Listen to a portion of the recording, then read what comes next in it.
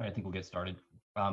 Good evening. My name is Michael Betancourt. I serve as chair of the Winchester Select Board. I'll open the meeting for July 20th, 2020. Joining me this evening are members of the Select Board, Jackie Welch, Mariano Romero, and Vice Chair Susan Vivito. With us also, Town Manager Lisa Wong, and several members of the community, as well as our Town Council, Mark Krieger.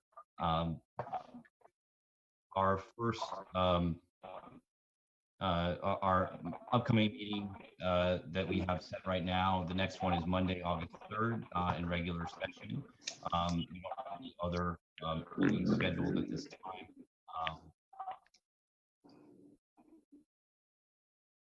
And first, I'll see if any members of the select board have any comments before we move forward. Just kind of raise your hand or start talking if you do.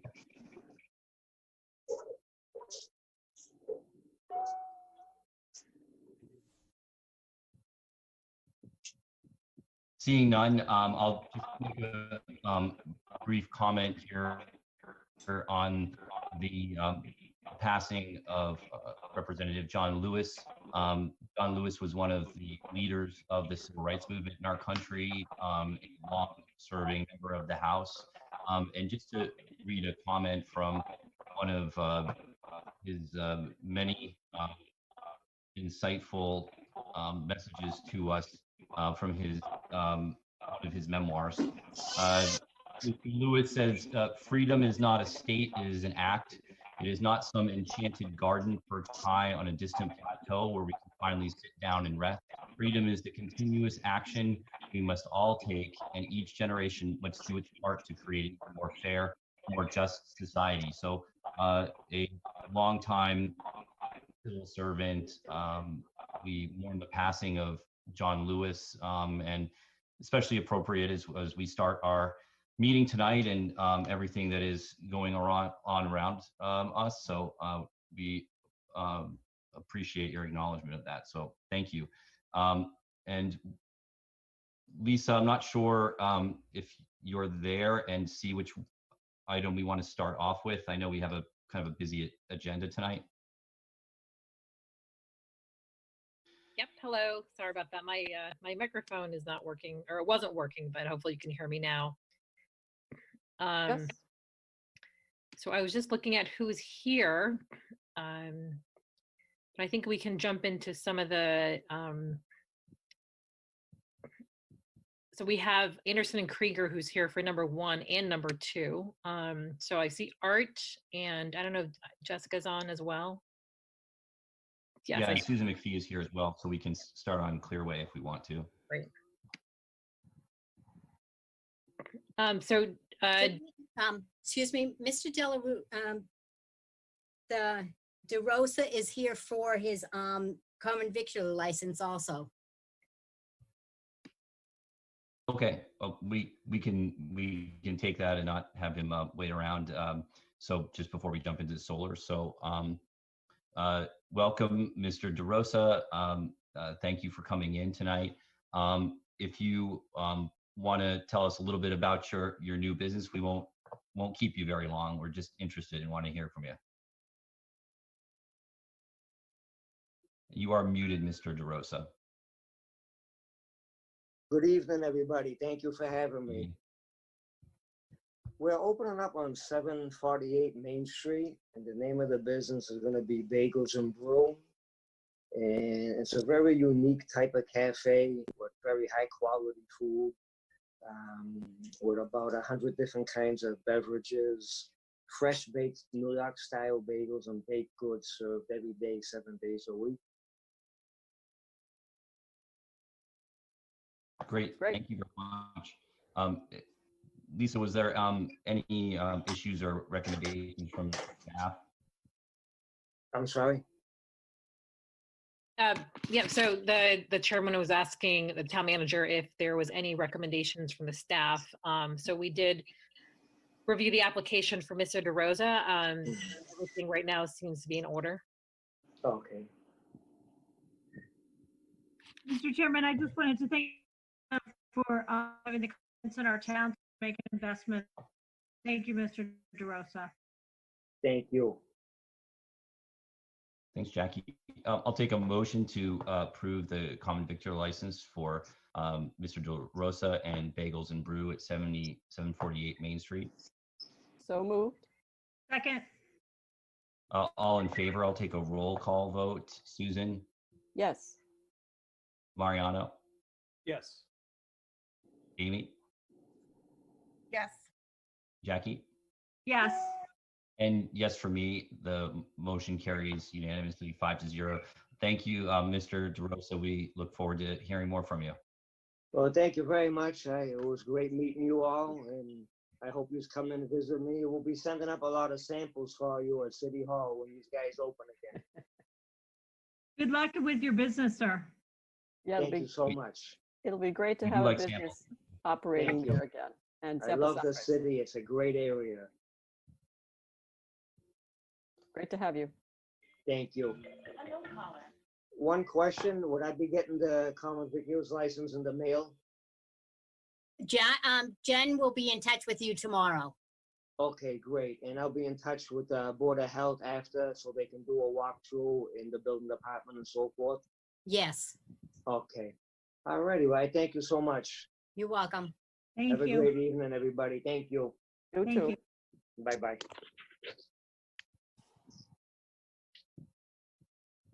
Great, thank you. So we'll move on to the Clearway solar update. I know that we've gone through several revisions of the contract, and I appreciate the work of Ms. McPhee and Clearway working with us, and certainly Jess Wall from Anderson Krieger. So Jess, I don't know if you want to give us a quick update of where we are. Good evening, members of the board. Thank you for having me. Can everybody hear my audio okay? It was a little bit garbled on my end a few minutes ago. I hear you fine. Okay, excellent, great. So as the chair mentioned, the town manager's office asked for us to provide a brief update to the board this evening.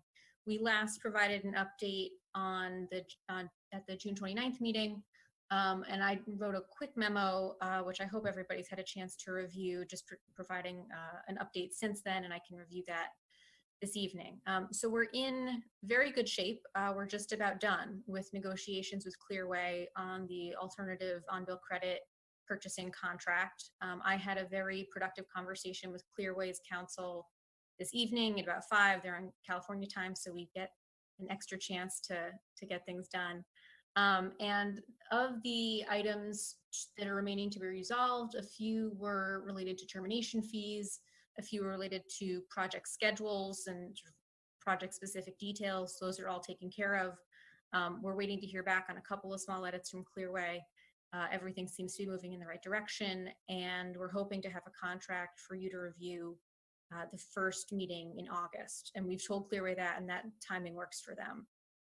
One other piece that I just wanted to talk about since we last spoke, we asked Cadmus Consulting to take a look at some of the project pricing and confirmed that they thought it was fair and reasonable, and their assumptions were the same as Clearway's assumptions in terms of pricing.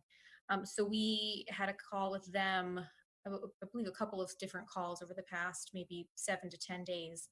And we're glad to hear that they are comfortable with the contract. So from that perspective, we're also in good shape. So my hope is that at the next meeting, I believe is August 3rd, we will have in your packet a finished contract for you to review ahead of time, and we can answer any questions and hopefully wrap things up. Susan, is there anything else that you want to add? Susan McPhee. Hello, just that the Cadmus seems to have borne out, the different assumptions and questions that we had. So I think we're all pretty much in agreement. There were no surprises. I had one question, which is I had a question just on the termination fees. There was a schedule, and at one point it was still blank. Have we seen those actual numbers, the revised ones, the lowered ones? The revised lowered ones they have provided to us. In the last version of the contract, Clearway said that they were waiting on some aspect of project financing, somebody senior to okay those fees. Mhm. I did receive confirmation this afternoon that the amounts that they've provided to us are good. So we have those updated amounts, and those will be all reflected in the final contract version. Thank you. Sounds good. Thanks, Jess.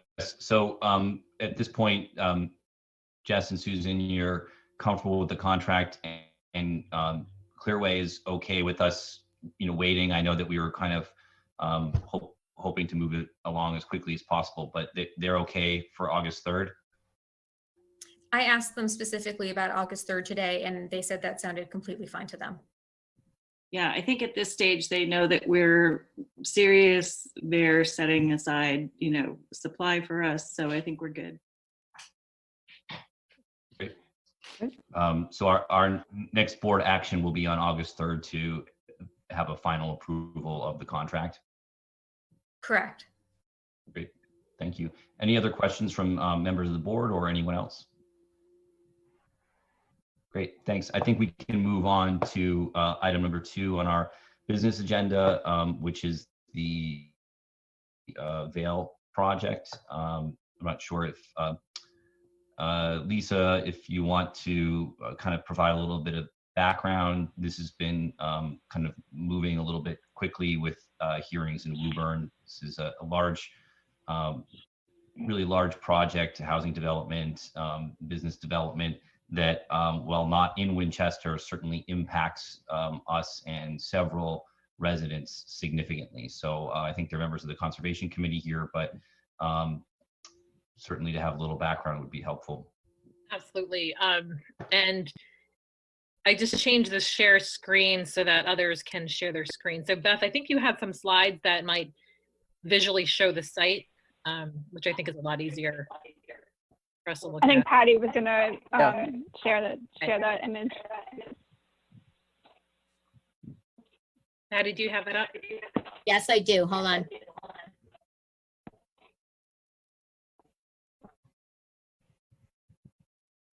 Okay. Okay.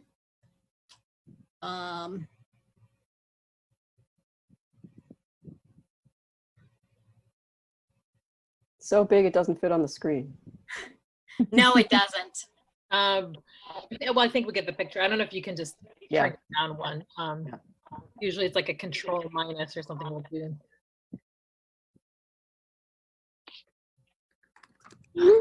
Did you want me to give a little overview of the proposed development? Yeah, please. Just because it's been a Beth. while, just to get the context. Sure. Yep. Beth, sorry. So we just ask everyone to mute their lines if they're not speaking. It's just a little, there's a little feedback. Great. Can you hear me okay? Beth, you're echoing. I'm not sure if you're on the phone and on a computer, maybe. No, my laptop doesn't have audio, so I only have the phone.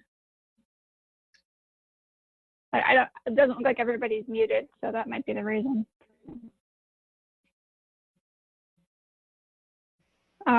Okay, so I'll just go ahead and just give you a general overview of the proposed development. It's called the Vale, which is located off of Montvale Avenue in Woburn. It's approximately 77 acres, about 60 of which is in Woburn.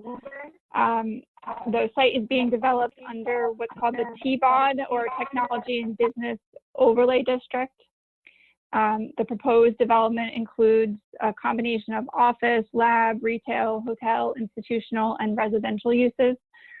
So they've kind of divided the site into 3 areas. So the area in the middle that's kind of on the screen right now is the proposed combination of lab, retail, potentially hotel space that's going to be accessed off of Hill Street from Montvale Ave. And then as we get further south into the site, the yellow kind of fingers that you see coming out towards Sunset Road, that's approximately 197 residential units, all of which will be condos. It includes 75 townhouses and 122 garden-style multifamily units. And then to the far right of the screen along Route 93 is a senior housing facility, which will include 103 independent living units, 84 assisted living units, and 36 memory care units. This project was, actually I should point out on the bottom of your screen that the townhouse development directly abuts Sunset Road. So you can kind of make out the text on the bottom of the screen there below the, yep, right where the arrow is there, Sunset Road. So this project, because of the significant development on the site, they had to file with NEPA, which they did last year, and they were issued their certificate by the Secretary of Energy and Environmental Affairs last September. And now they are moving into the permitting with the Woburn, City of Woburn, which includes special permits from the Woburn City Council, as well as an order of conditions from the Woburn Conservation Commission.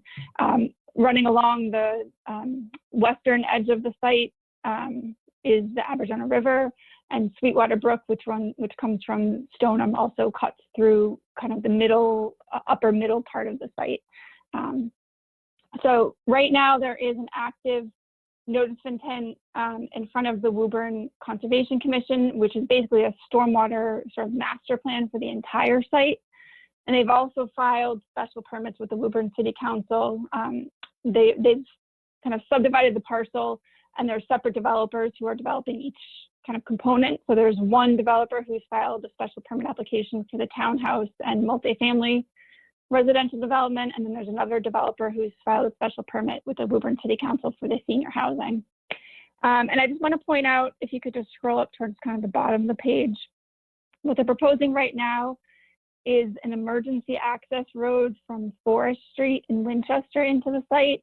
On this plan, they're showing maybe 8 houses to be developed, presumably through a subdivision process. None of that has been filed yet in the town of Winchester, and legal counsel has raised some concerns regarding that access road from Winchester into Woburn. So I just wanted to point that out so everybody was aware of that on the plan. And I think that's all I have for the moment in terms of the overview, unless there's any specific questions. I just wanted to ask one thing, it's Susan, and that is, I've been trying to understand the stormwater part of this, and I think that's one of the things you're looking to advise us to get a peer review of. But as I read all the plans, it sounds like, well,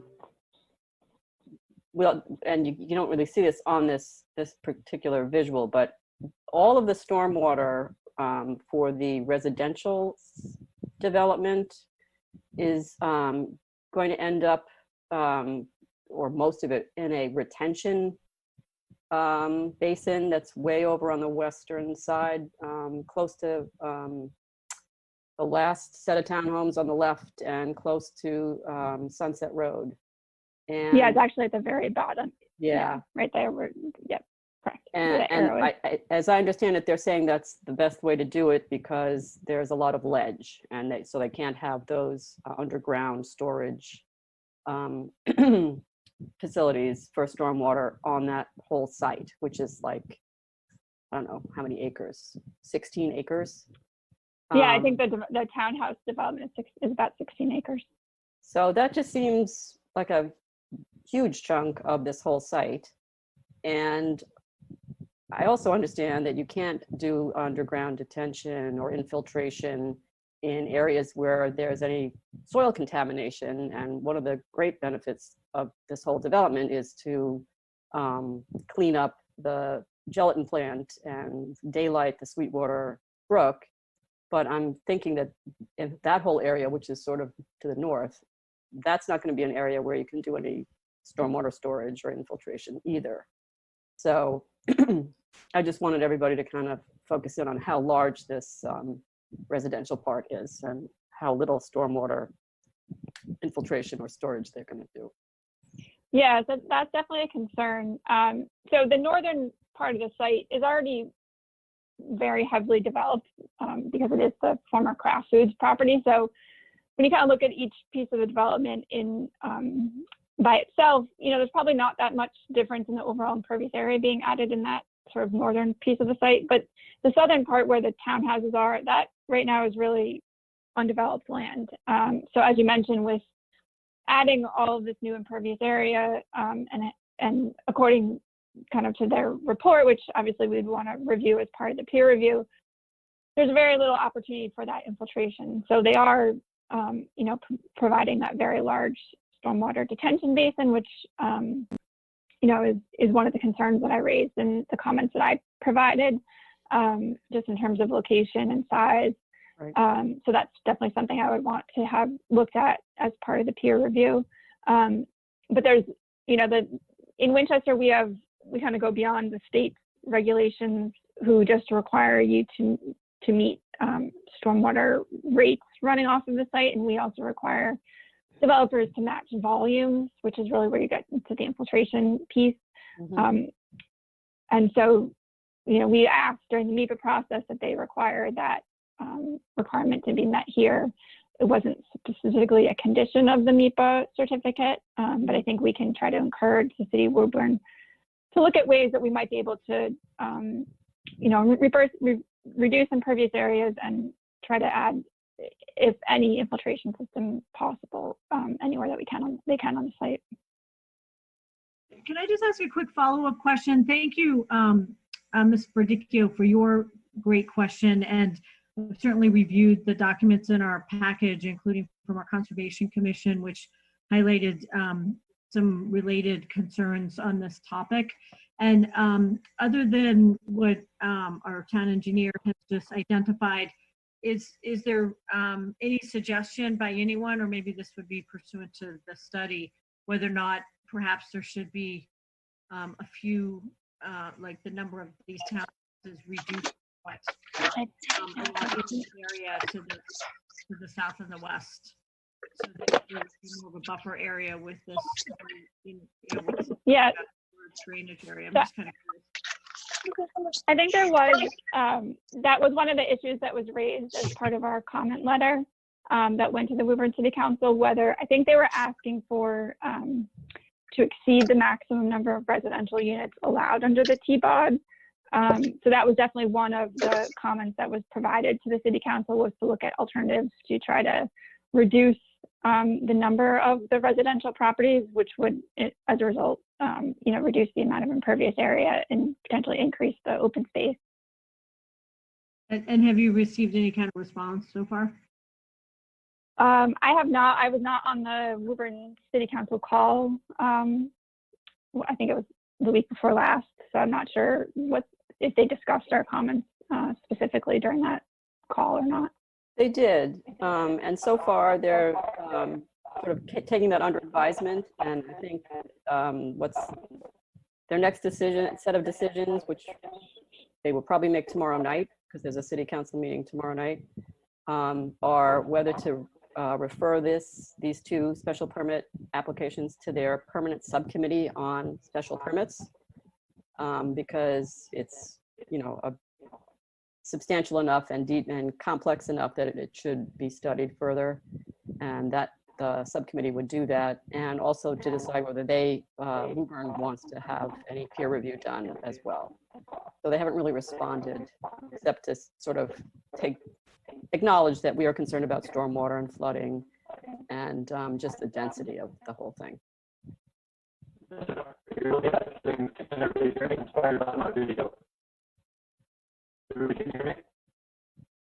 Art, you're coming in kind of fuzzy. We can't really hear you clearly.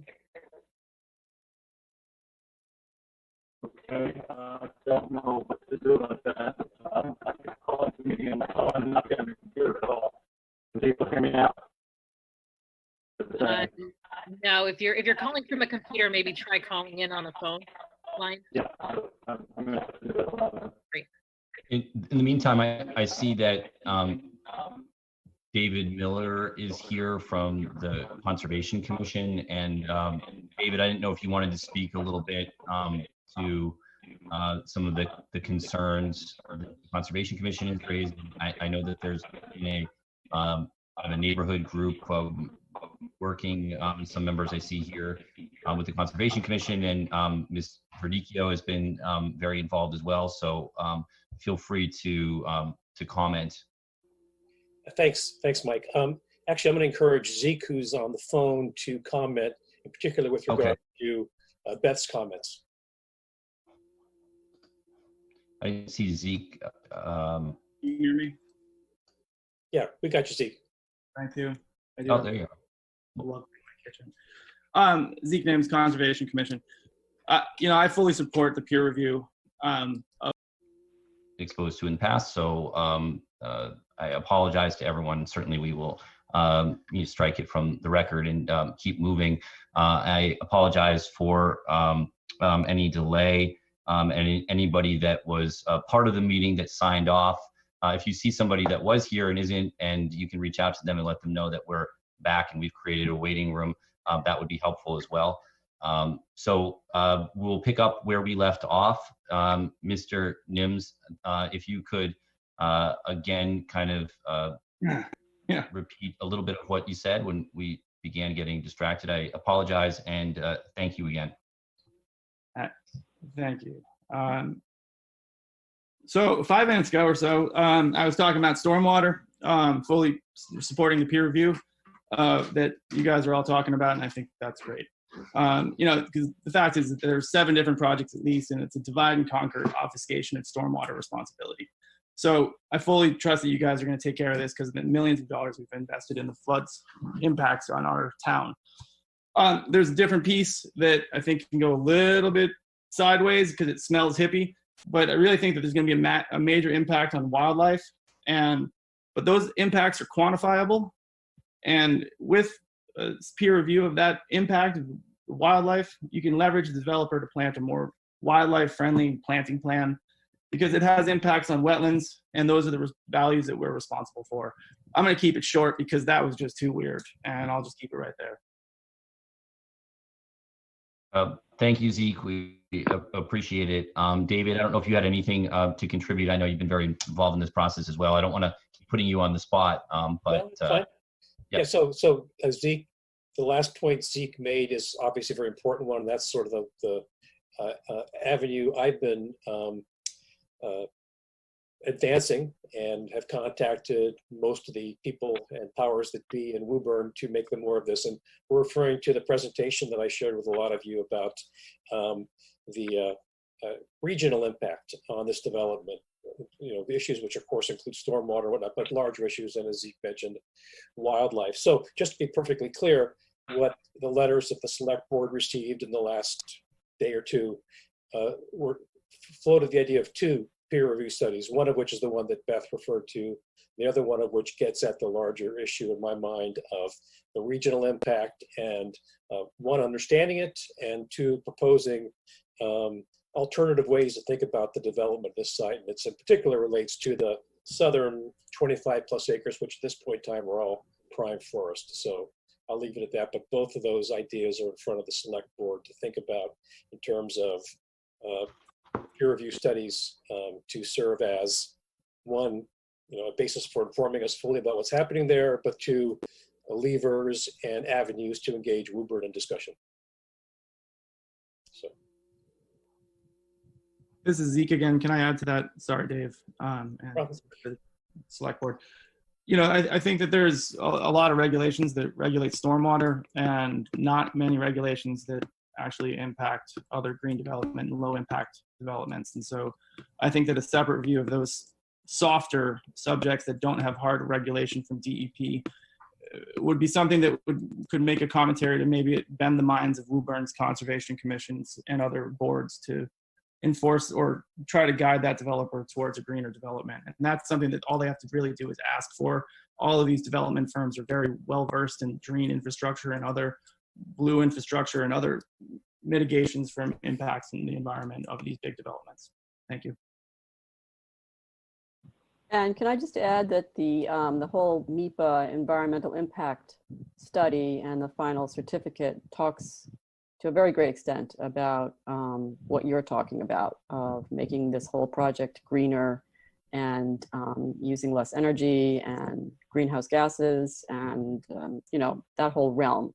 So to the extent that they are sort of trying to minimize or avoid doing things that are in the environmental impact report, you know, this peer review could support suggesting what they could do to be, you know, more in compliance with that.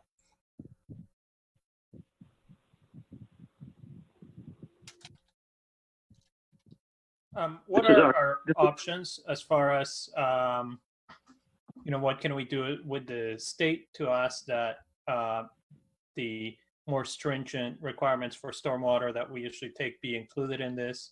And are there any other things that we can do to affect the review by Woburn? Maybe Art could speak to that, help us out there. Yeah. Can people hear me better now? Yes. On my phone? Yes. Okay. Actually, can I just go back and respond to a couple of things, and I'll come back to your question. Sure. On the density issue, density was something that the town raised in the NEPA process a year ago, and the secretary did not really do anything with that issue. Somebody said earlier it exceeds the allowed density in the Woburn zoning code. It exceeds the allowed density as of right. It does not exceed the allowed density with a special permit, which is why they're seeking a special permit. It still does exceed that density if you count the elder housing as residential units, but that's not what Woburn does, and I don't think there's any way to require them to. So they are within the allowed density by special permit, which is not to say that the town can't push for a reduction in the number of units, but it is to say that that's probably a long shot to get that, unless the peer review on stormwater really leaves them no choice but to cut back on the number of units and create more stormwater retention or stormwater recharge or something else. But just to attack density on its own without that scientific basis of the stormwater is probably not gonna work. That's number one. Number two is I heard somebody say that Woburn City Council is meeting tomorrow night and going to vote on whether to refer this to their special permit subcommittee. I believe so. Yeah. That I thought that's what happened at the meeting I attended. Susan and I attended a meeting a week or so ago, maybe 2 weeks ago now. And that's what they voted that night, as far as I know, unless something happened since then. So it was referred I think that's to the correct. I think that's correct. Okay, I'm misunderstood what they were doing then. I thought there were the two questions. So the subcommittee. They did two things that night. One is they referred it to the committee. They did not that night schedule committee meetings because the city councilor, who's the chair of that committee, wasn't there. Okay. And so they were going to have him schedule those meetings. I have not heard whether any committee meetings have been scheduled. Those will not be public hearings, but they will be open to the public under the open meeting law for people to watch them. Whether Woburn would allow Winchester representatives or me to participate more actively, I have no idea. We did ask for that when we were at the city council. We said, make this a real participatory process when it goes to this committee, but I don't know if they're going to do that. The other thing they did that night was they voted to refer to their legal, engineering, and DPW to come back to them with recommendations on peer review topics as well as peer reviewers. And they were going to take that up, I think it was the 21st, so that's the tomorrow night meeting is when they were going to take up those recommendations. Okay. And decide what peer reviewers to hire on what topics. But then we saw something that they're off till September 8th. So I don't know if that's happening tomorrow night or not.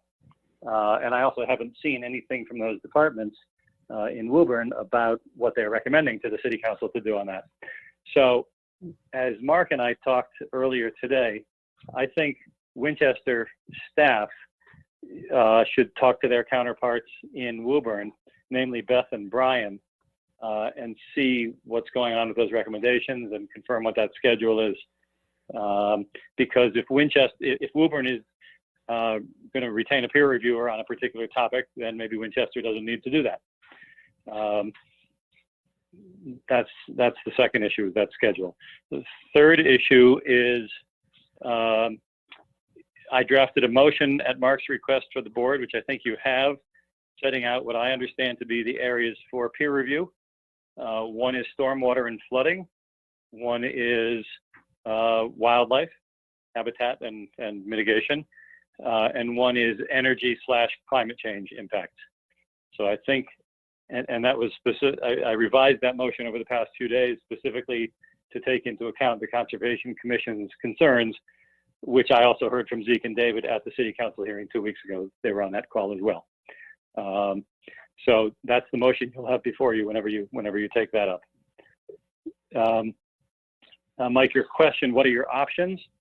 I think the options are to try and figure out what Woburn's doing on peer review, then figure out what you want to do on peer review to supplement that, or duplicate it if you don't like what they're, who they're hiring, and try to participate in the committee meetings as much as they'll let you or us.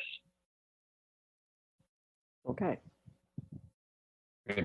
Thanks, Art. I don't know if there are any other questions. Anne, I see that you're there as well. If you had any comments, I know you've been very engaged in our representative of the neighborhood group who's been kind of discussing this and working with us.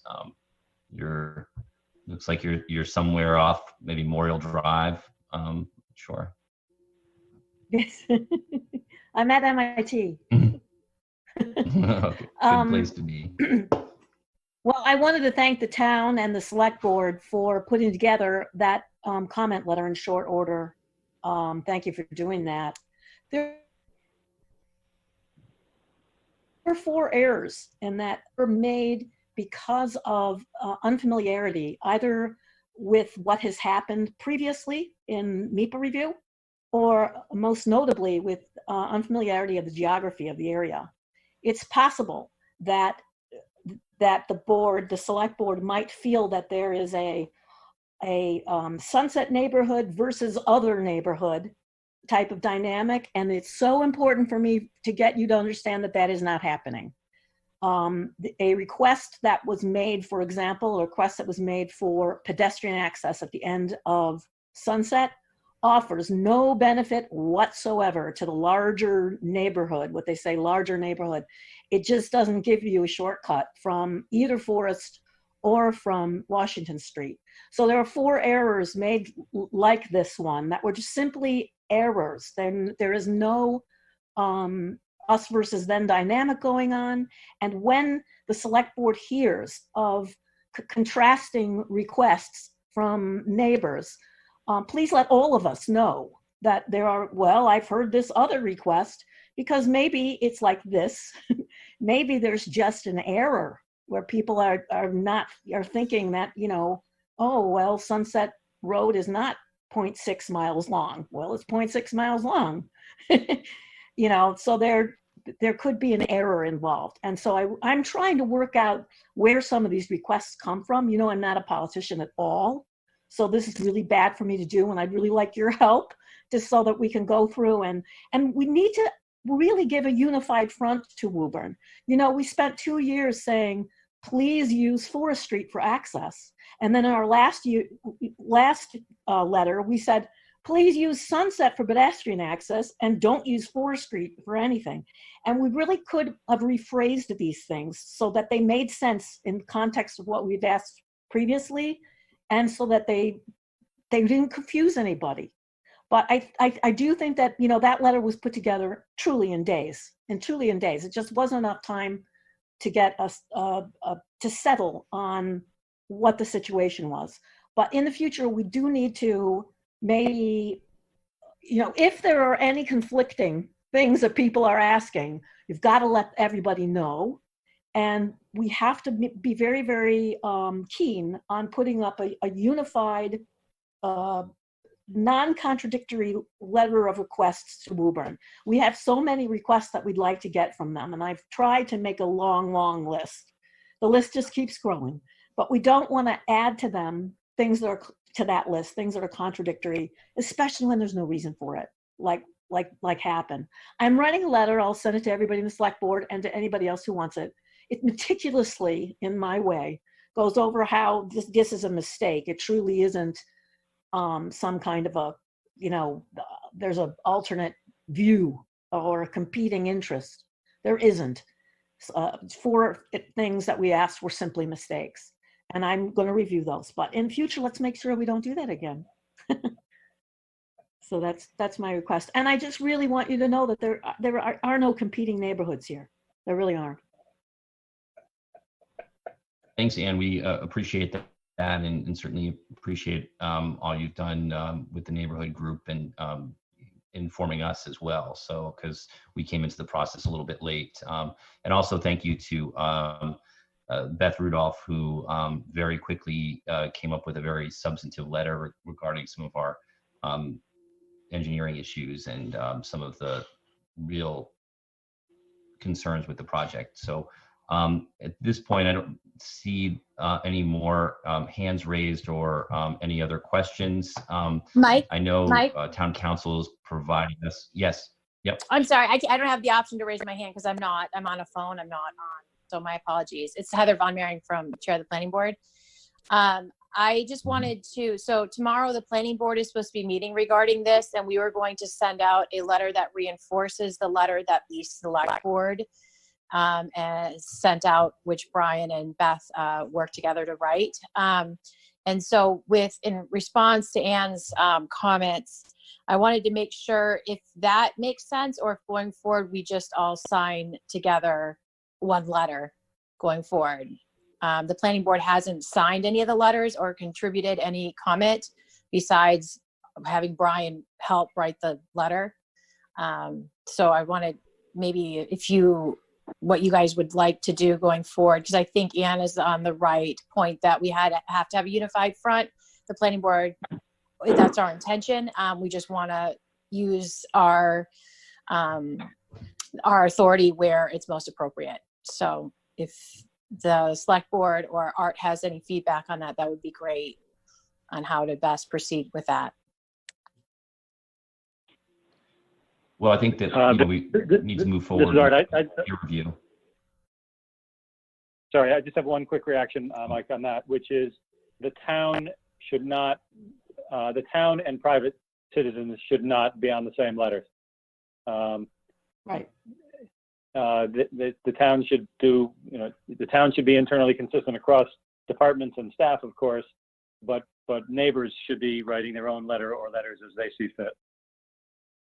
Yes, I'm talking to the select board with how, if we want to join back, if we haven't, the planning board has not put our name to anything, but we have met with the developer about a year ago where they did say that they were going to deal with some of the screening issues and some other issues which they haven't fully dealt with yet. We've kind of been passing and not actually talking together regarding it and addressing it with both boards. Well, I think, time is of the essence here. So, certainly, as Art indicated, we need to be on the same page. And I think, Brian, weighed in and as you mentioned, worked with Beth on that letter and was part of the a lot of these conversations. We can wait. I mean, I think that we need to push forward with the peer review process now, but it certainly is the pleasure of the board if there is an interest in waiting. I mean, to the extent that the planning board, as the chair has just articulated, votes for the same kinds of recommendations to warn that this letter has identified, then maybe even a couple sentence letter, separate letter from the planning board indicating that it's kind of reaffirming those points that have been raised in another letter. I mean, that seems to be a quick option that probably would only take a few minutes, but I agree with the chair of the planning board's comments that it would be helpful, I think, to have another board as prestigious as the planning board is to also have their comments known to Woburn.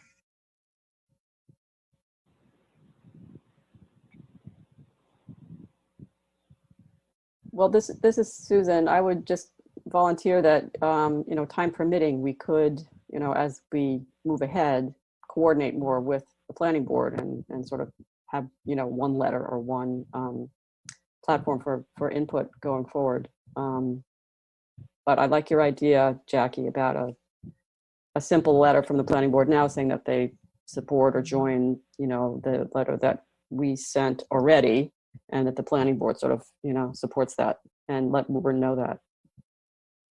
That was our intention of what we're going to do tomorrow. That's what we talked about, and that is on our agenda for tomorrow as a board ourselves, is that we were going to come in and reinforce what has already been sent to date. After this letter going forward, if we want to just join and do one letter, just let us know and we can do that.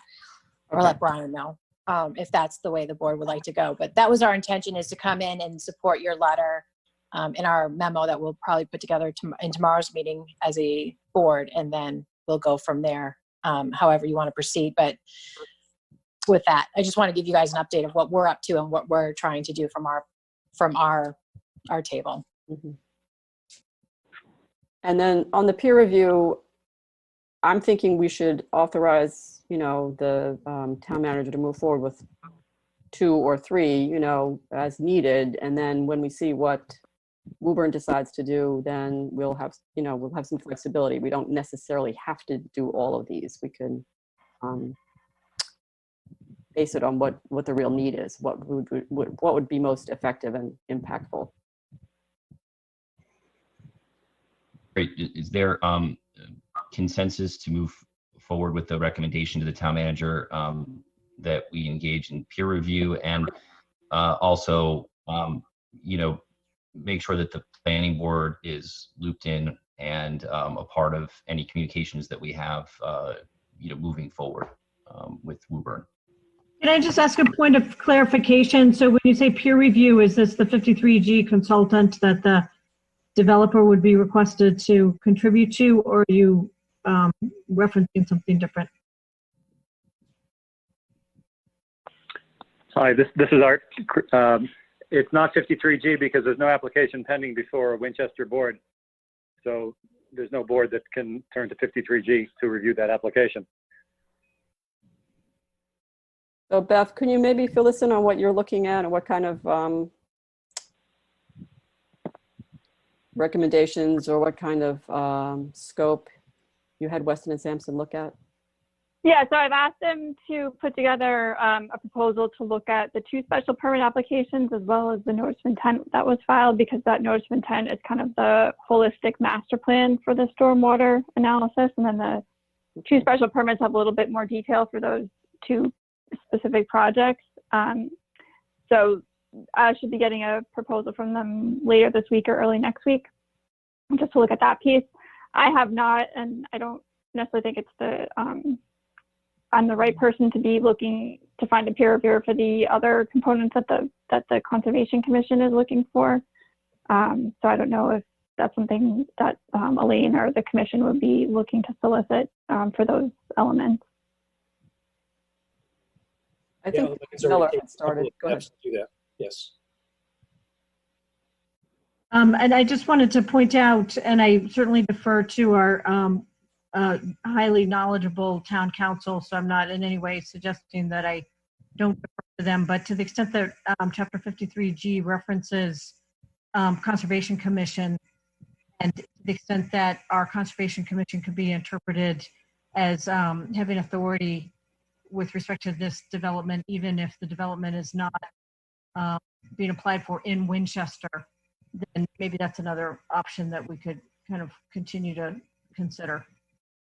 Just the way this is worded at the beginning. I'm happy to look at that more closely. Okay, just thank you. Thanks, Jackie. I think it's unlikely that a developer can be required to pay for the Woburn Conservation Commission's peer reviewer and Winchester's and some other abutting towns, Stoneham, which is right nearby, So it's certainly worth looking into, Jackie, further, but I'd be surprised if 53G was available to Winchester here.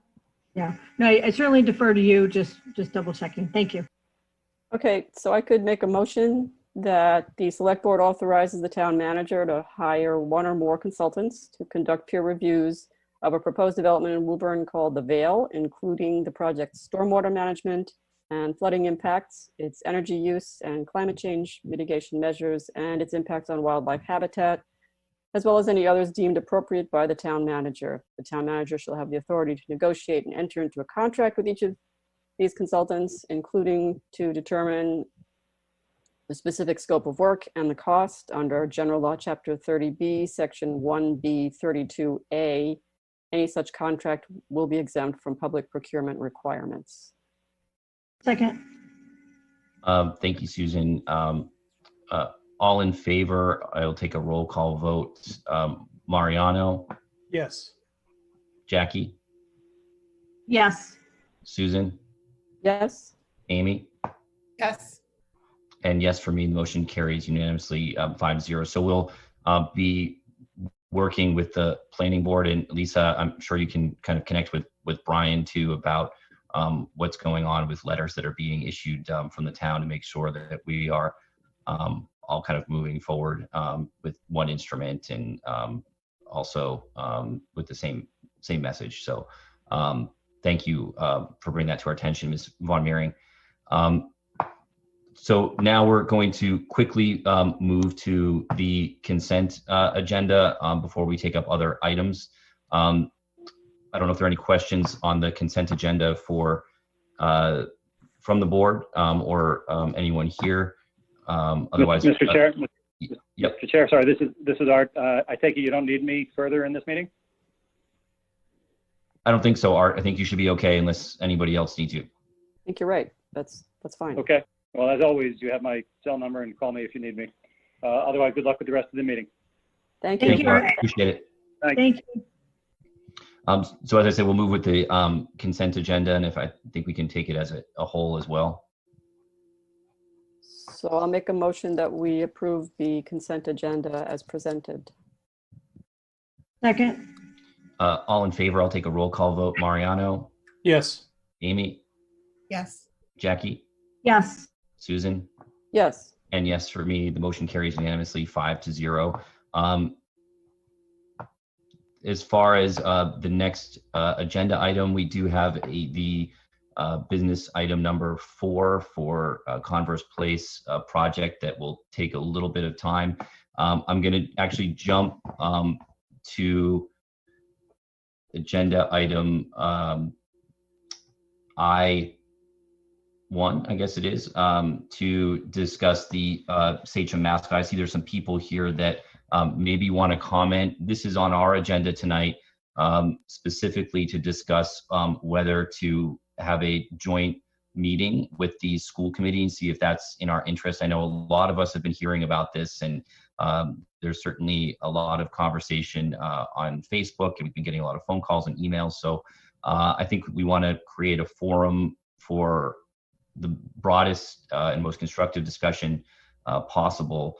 And so I spoke with Brian Vernalia, the chair of the school committee, and we had discussed possibly setting up a meeting in the next couple weeks to jointly hear from members of the community on this particular issue of changing the Sachem mascot. And I'll certainly take comments from the board, but as I said at the outset, we're not really going to be getting into substantive conversations about it unless there's broad disagreement about whether or not to have a joint meeting. I'll take comments from members of the board. Yeah, Mike, this is Amy. I think that that's a great idea. I mean, I think that this conversation warrants larger discussion than we can do tonight. And I think having the school committee as a part of that is incredibly important. And I think, you know, it's obviously this topic is very relevant right now. I mean, and I said during the campaign that I come from Washington and I root for their team. And so this is for the NFL. So this is something that's certainly important to me. And I think it definitely warrants the larger conversation. So I think that that's a great suggestion. Thank you, Amy. And to clarify as well, the select board doesn't have a formal decision-making role in this process. So any vote that we take would be a vote of support, and it would be, something to kind of weigh in on as far as the conversation. But there's no appeal process through the select board, and there's no actual mechanism for us to change or keep the mask that rests entirely with the school committee. So. Thank you, Amy. Just wanted to clarify that. Are there other members of the select board that wanted to comment? I just wanted to say I'm also in agreement, and as Mr. Shapiro just articulated, and also I just wanted to note that it's been helpful reading different submissions by folks, and very very important. So I look forward to that future opportunity that has been indicated by you and Ms. Shapiro. Thank you. Yeah, I'm in full support of the idea of a joint meeting and more of a forum so people can, voice their perspectives. And I think we'll be able to have a civil conversation. And, this has been perking along for some time, and I think that it would really be a good idea to, have a good forum. Yeah. So I mean, I agree. I think we need to make a joint decision with the school committee. There might be things that come under our purview, whether it's rentals by the recreation department or other signs on public property that is not controlled by that is not in school property. That we will have to deal with it. So I think it's important that we are part of the conversation. So I'm not sure. I know that the chair of the school committee is here now. So I don't know what conversations the two chairs have had as far as having a meeting or what they expect. I know they have on their agenda for tomorrow. But yeah, I think we should have the conversation. Thanks, Mariano. And if there aren't any other comments from members of the select board, I put the chair of the school committee on the spot here because I see him there, and as Mariano had mentioned, and certainly there are quite a few other members of the school committee here as well. Brian, is that your understanding of the way to move forward if we wanted to schedule a joint meeting in the next couple of weeks to hear from members of the community? So a quick background. So we indeed do have this as an agenda item for discussion only at our meeting tomorrow night. And at that time, I'm going to look for a consensus from the committee whether the committee is interested in having a joint session at some point in early to mid-August, I would think, based on the timing. And if the consensus is to move forward in that direction, that would be the plan. We have not had a meeting to discuss this topic. This will be the first discussion that we'll have had on the Sachem logo and name since I've been on the board, and I think since many others have been on the board. So I think that would be my intention, but I'd like some direction from the board as well to make sure that they're interested in going that same direction. It seems like there's consensus with the select board. So we can, after your meeting, kind of see what works with everybody's schedule and see what the best time is for that, and to also not conflict with any other larger meetings that are going on too. Sometimes it's a little bit hard to do that. So we'll try to find the best time. And actually it's, I know it feels difficult with Zoom meetings sometimes, and certainly particularly tonight, but it actually, I think, will help people that kind of weigh in that are traveling or away that normally for the summer would not be able to attend. So I think it makes sense for us not to wait further into the fall, not knowing what's happening, but actually to schedule this meeting on Zoom and to conduct it that way, if that makes sense as well to you, Brian. Agreed. Great, thanks. Thank you. So we'll move forward. We'll wait to hear from you and the result of your conversation with the school committee. Thank you. Thank you very much. Thanks, Brian. And right now we have on our agenda, I'll move back into our business items. We're going to have a brief update from the developer for the Converse Place project. And I know Ian Gillespie and a few members of his team are here. Welcome. Ian, Jan, I see a few of you here. Please feel free to jump in if you need to share the screen, or if you've submitted something for us to share, please let us know when you're ready. Terrific. Thank you very much to the chair and the board for inviting us this evening.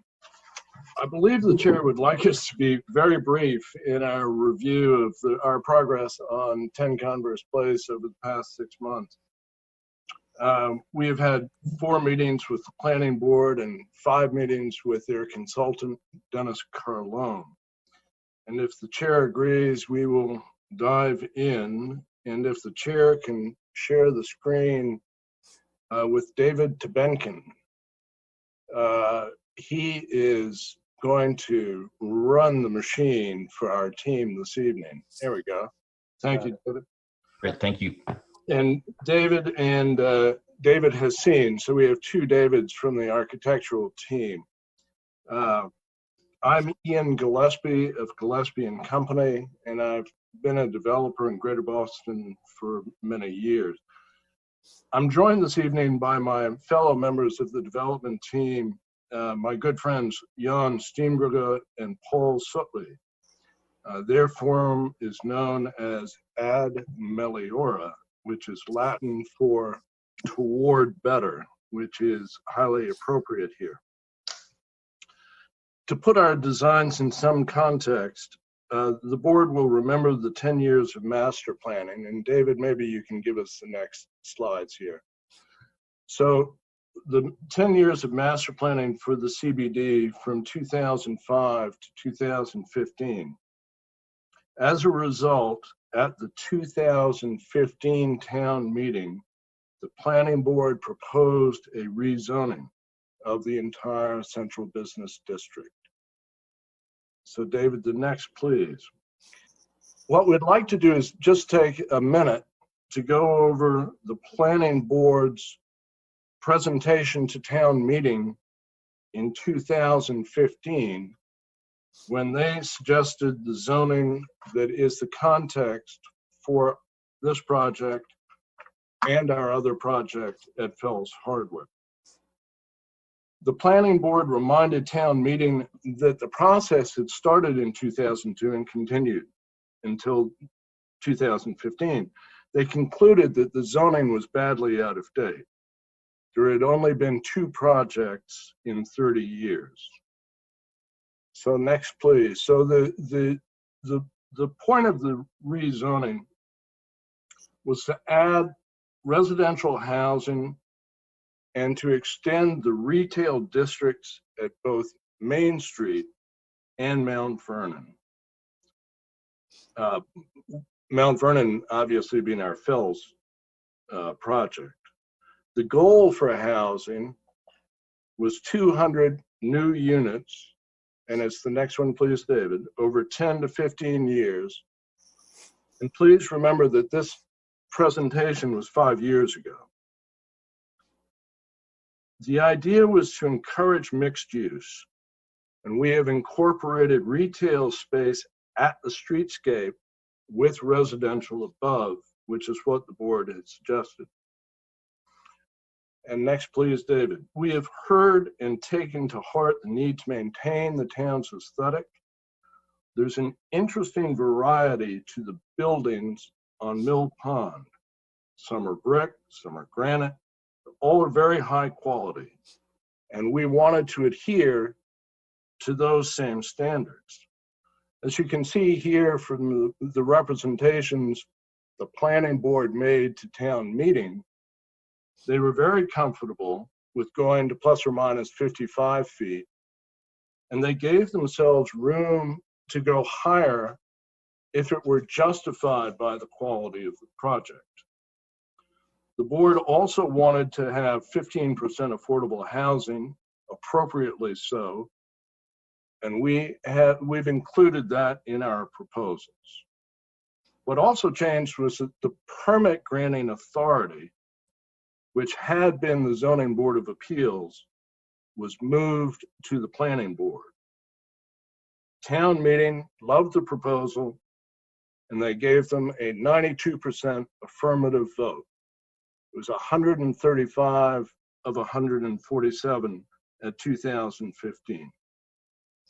So with that, I'd like to turn it over to the immensely talented David Haseen. Ian, thank you very much, and members of the Select Board, thank you so much for this opportunity to speak to you tonight.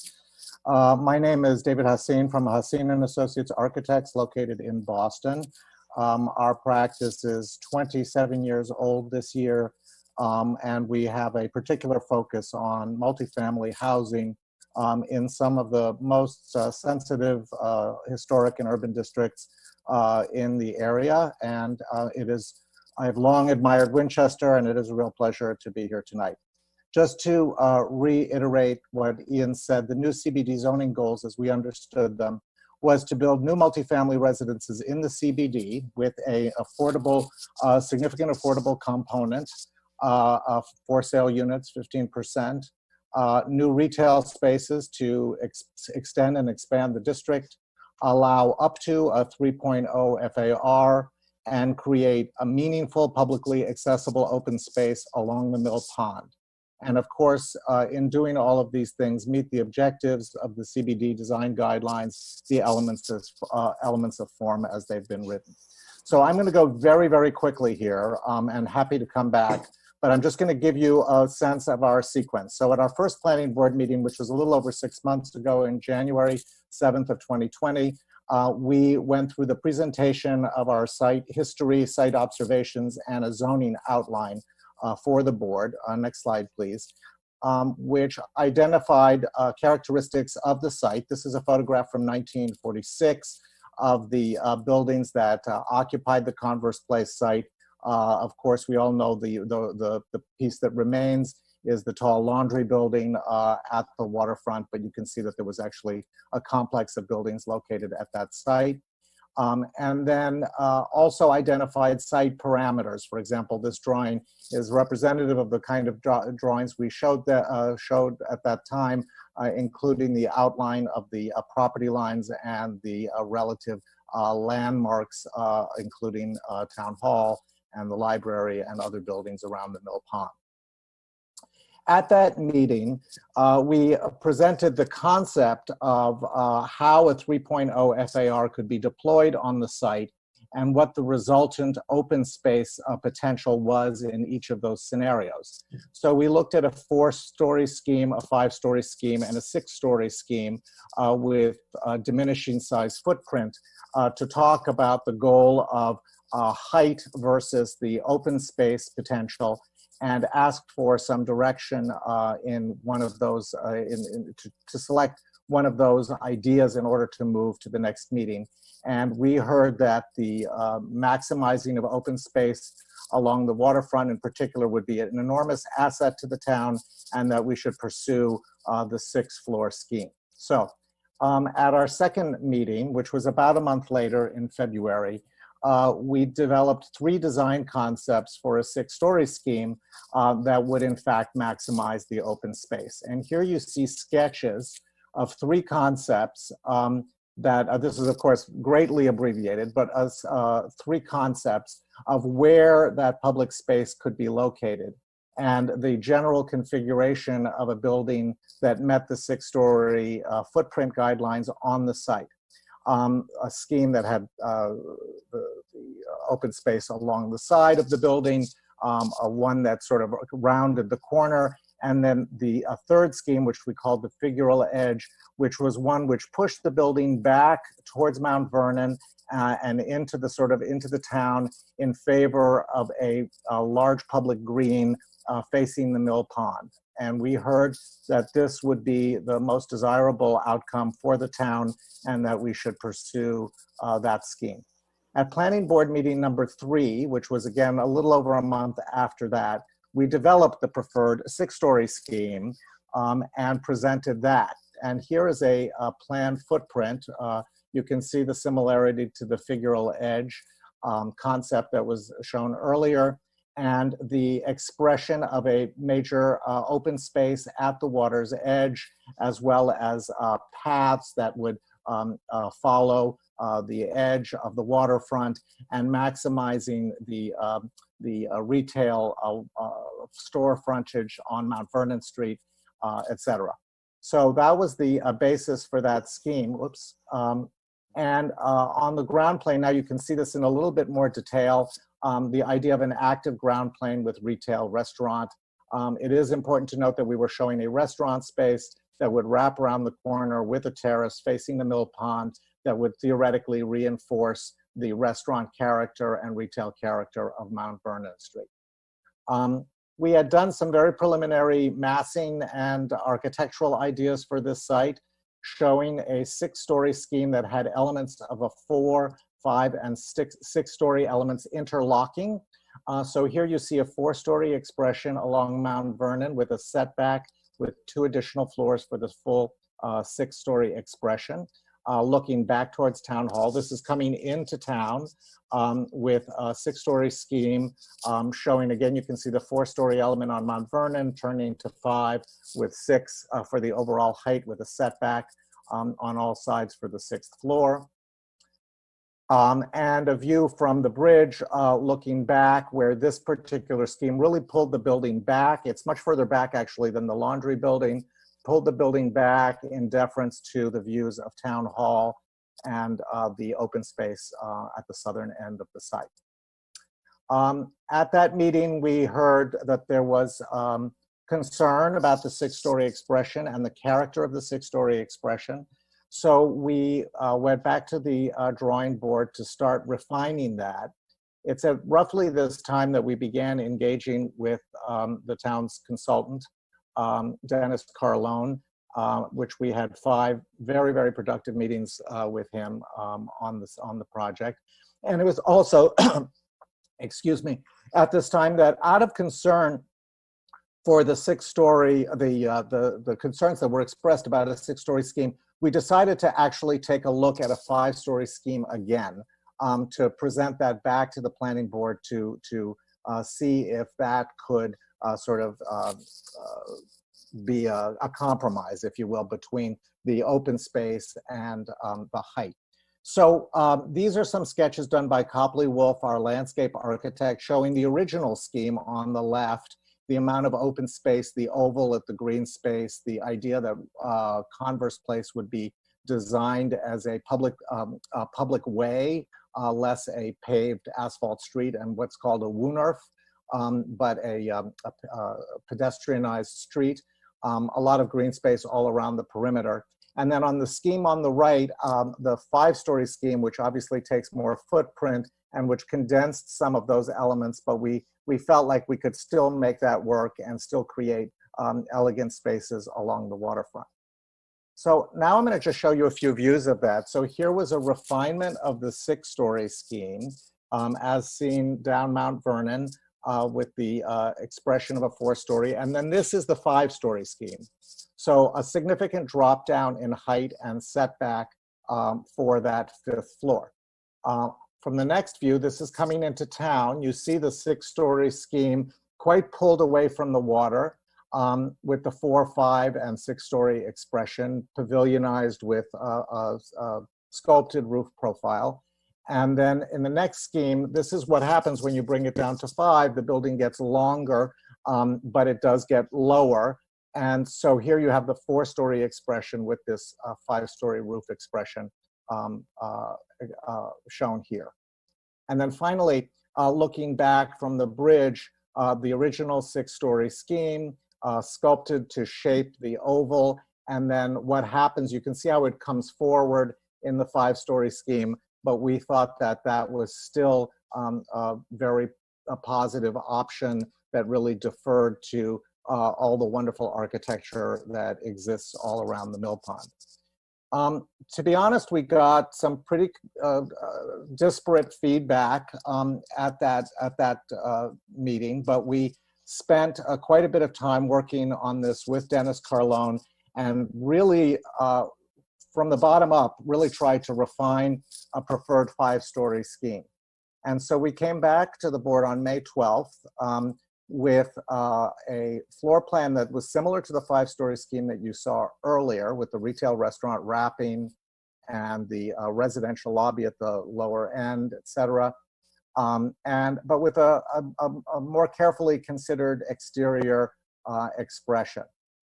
So I think the next is the landscape design, which again is really, I mean, I think what I really want to emphasize with this landscape design is that the developers are committing to making some pretty significant improvements to the town of Winchester in the public realm all around all 4 sides of this building: new sidewalks on Mount Vernon, pathways along the water, an oval at the Mill Pond, a complete overhaul and improvement of Converse Place as part of the project. So this is really important.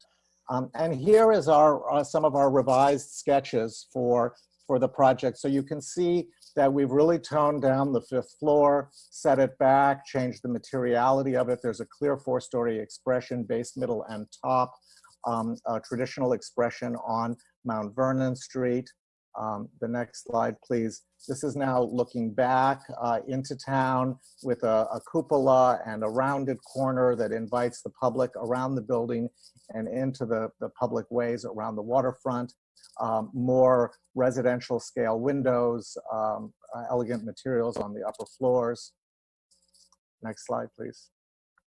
A detail of that where you can see the restaurant on the ground floor and the path around the waterfront, the opportunity to extend the retail character of Mount Vernon Street all the way down the street and then around the corner.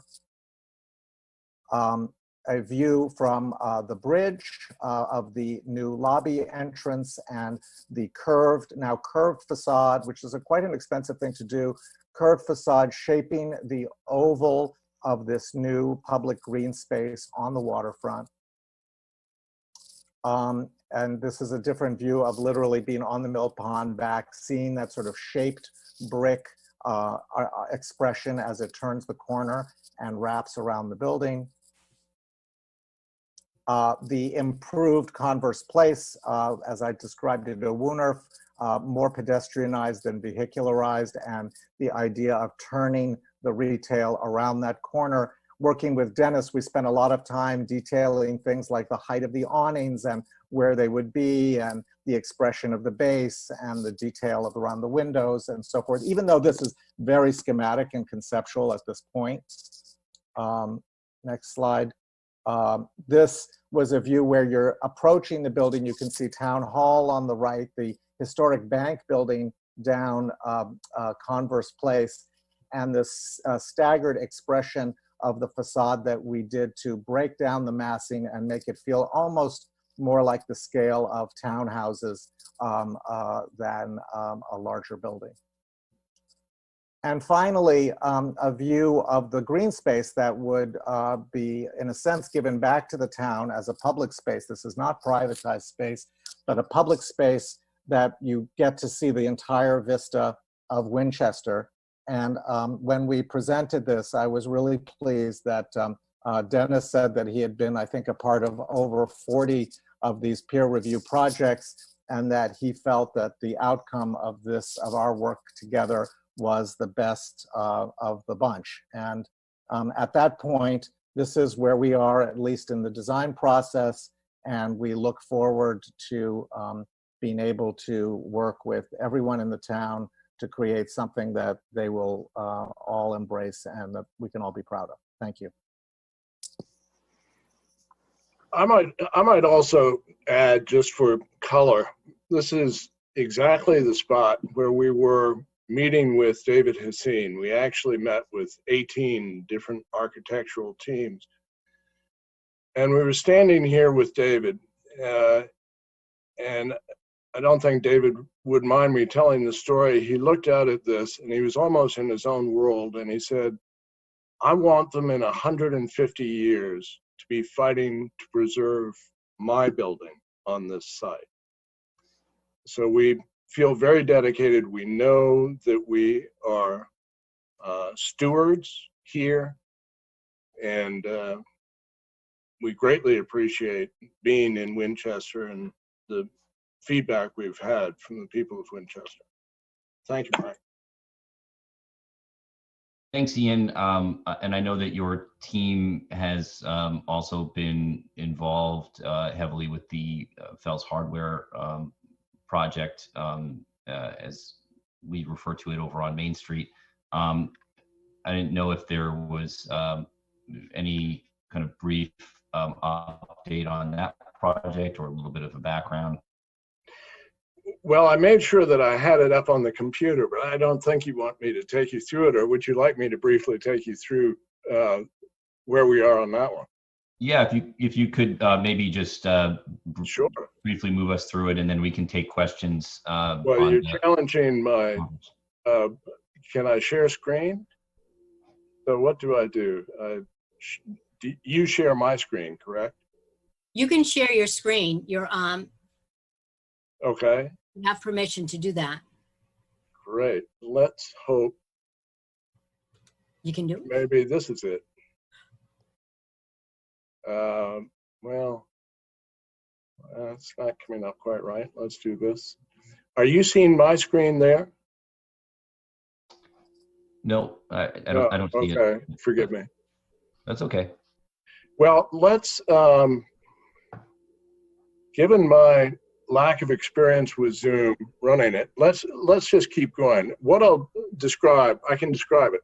First of all, most importantly, Kevin and his son Andrew are going to bring their store back into our finished building on Main.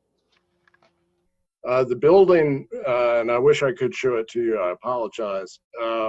We actually had Ted Talukian set up to do it professionally, and we decided that, I think the chair decided we might not have enough time, but it's a village. The building you will see at 654 Main is a mercantile building on Main Street that's 4 stories high. And then it morphs as it goes up Elmwood into a village building with a lot of dormers and all kinds of activity on the facade and roofline. On the back of the mercantile building, as we go up Vine, we have preserved the historic building that is 63 Vine. So, and that creates a courtyard in the back of the mercantile building, and the buildings, the sense of village that has wended its way up Elmwood. So that has been well received. We had some early concerns, particularly about the historic, and I think the neighbors were concerned early on.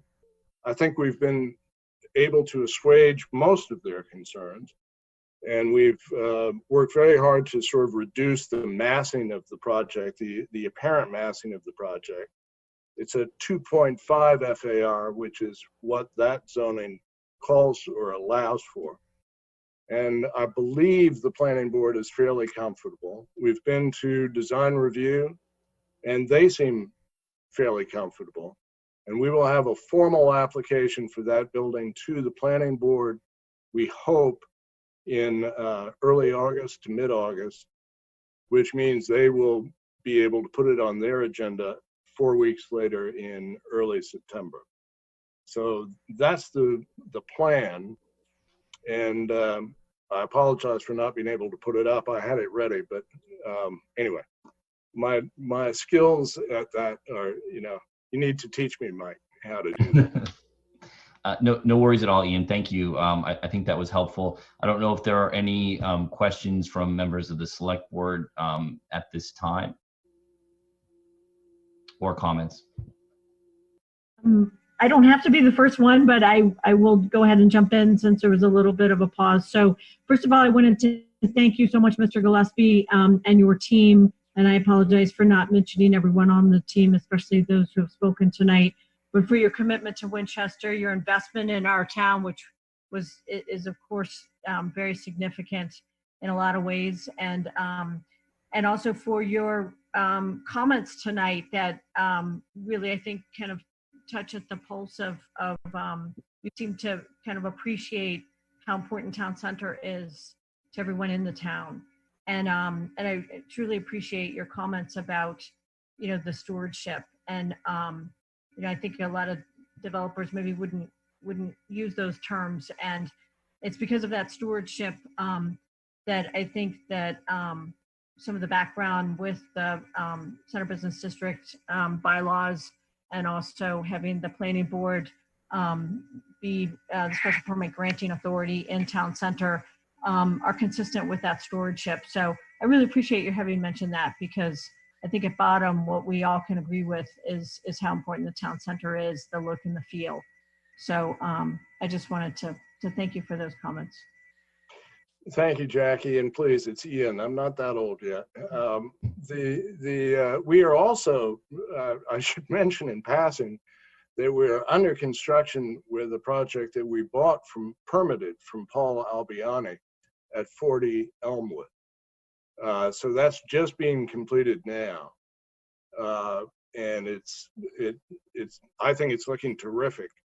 It's a small building. It started as 14 units, and we took the same massing and made it 11 units, made them a little bit more luxurious. And so we are very committed to Winchester. I'm from Concord. My great colleague Paul Sutley lived in Winchester and raised his family in Winchester. Jan Steenbergen is originally from Belgium. And, we all collectively understand what Winchester is, and we don't want to screw it up. We want to do it right. And the story of our buying 10 Converse is a story of its own. You probably know that Dr. Akbarian had owned that site for 38 years, and he's 90 years old. And he said, "Why should I sell it to you, Ian? Why should I sell it to you?" And I said, "Because you don't need the money, Mo. You don't need the money." So we were able to buy the site, but we bought it unpermitted. Normally, you buy, subject to permits. But we thought this was a spectacular site. And we will do whatever we can to provide the best for Winchester. Ian, thank you to you and your team for the investment in Winchester and for presenting this this building. I mean, it looks incredible. The details, I'm sure that designing and building those curves are not the lowest cost building that you could put there. So I think we really appreciate that this is going to be a building that improves the views in the town center, as well as it brings much needed residents to the central business district. And I believe that was one of the goals of the CBD rezoning in 2015 was to bring more residents near the train station, to reduce the amount of car trips that are needed, and also to so that having more residents in the town center will help the businesses that are there already, as well as the businesses that would be in the mixed-use building that you're proposing. So it looks great. My question would be, you mentioned on Main Street that you're going to submit a permit. So for Converse Place, what's the next step? Well, to be very candid, we don't know. The planning board, just so we're clear, the meetings with the planning board are up on WinCam. We do not have clear direction from the planning board in our mind's eye. And I don't mean that with any disrespect to the planning board. I think part of it was that I think the planning board was somewhat taken by surprise by their own zoning. And I'm not sure. I think that, they proposed the zoning to town meeting, but when they saw the result, I think there was sort of a, wow, what's that? But we think it fits very well. We think it's very respectful. And David has seen, and the partners on my team and I have talked a lot about the fact that The open space here, normally developers would say, well, that's our space, we're going to keep it for the residents of our building. We have always considered the open space around this building to be public space. We're in a public environment. This is sacred ground. So I don't frankly know, Mariano. We're a little bit confused, to be honest. So, my follow-up is to that would be, this board, we could engage with you in a LIP, a local initiative process. I know that I saw the presentations that you to the planning board, and I know that you were looking at 10% affordable for under 80%, which would be in the subsidized housing inventory, and an additional 5% for 80 to 120%.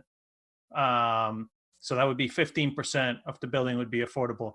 To do a LIP, we would have to have 25% affordable. So have you looked at the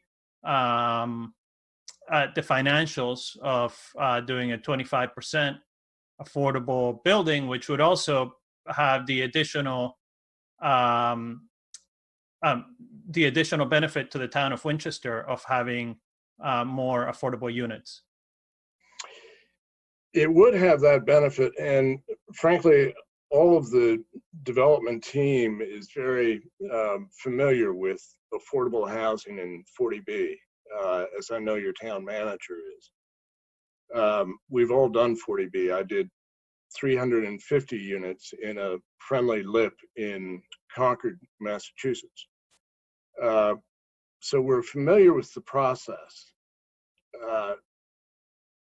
I'd have to tell you, Mariano, we would, if that's the only way we can make something happen here, then obviously, first of all, if we're talking to leadership, if the leadership is asking us to talk to them, we will talk to the leadership on all scales. It's not the right site for a 40B because we would not be able to do David's Wooners. The details on that building that David presented are outstandingly expensive. The parking, for instance, is down in the water table. So it's a very expensive project. And we would not be able to provide you with the quality that we would like to do in Winchester.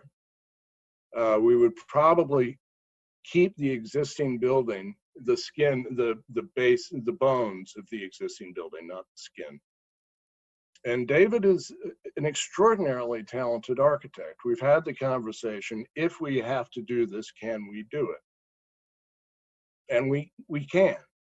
But the Woon-Earth, we can't afford the Woon-Earth. To give you a sense of the economics, just to try and use broad brush numbers, say we're talking about 1,000 square foot unit.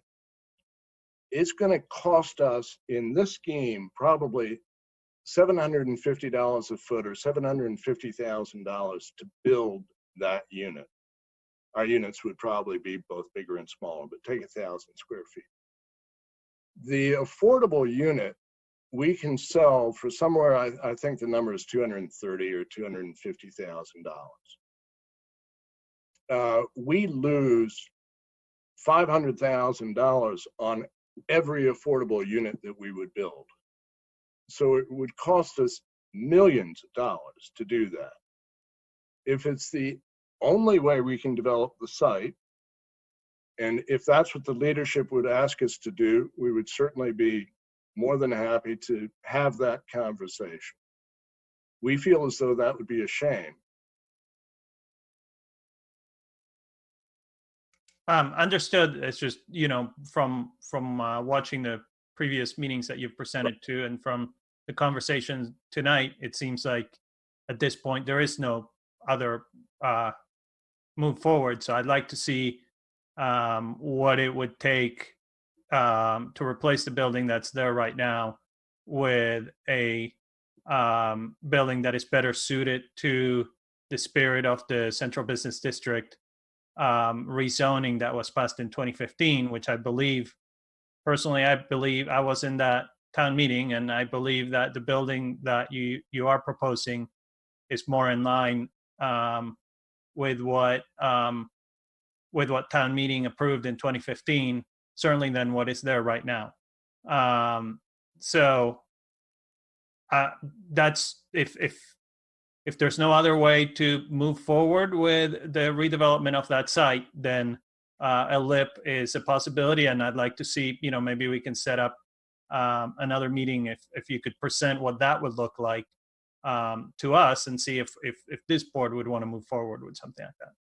Well, it's certainly, obviously, we would love to have conversations with all leadership, including obviously the select board. So Mariana, if we can have that conversation with you, it's probably condos. The 40B rental won't work here, we don't think. It's a difficult conversation. But we had included 15% affordable here, so it's another 10%, and it certainly makes sense to have the conversation. And we are all, by the way, I think I saw John Subier on here. We are, all of us are fans of affordable housing and have all done it. It's just that it restricts the economics. For instance, the Washington and Swanton Street site is probably a better suited site to 40B. And we looked hard at that site, but we will talk with you as much as you want to. Well, and that's in part also because the scope of public improvements along the waterfront and along the Woonarf are so significant. In a conventional site, the landscape issues are often sidewalks and the immediate adjacency, but here there are some very significant public realm improvement costs that that the team is trying to absorb as well. And David, you're absolutely right. The public realm contribution in the 40B would be doing the affordable. It would not be in the physical, right? That we would be able to present.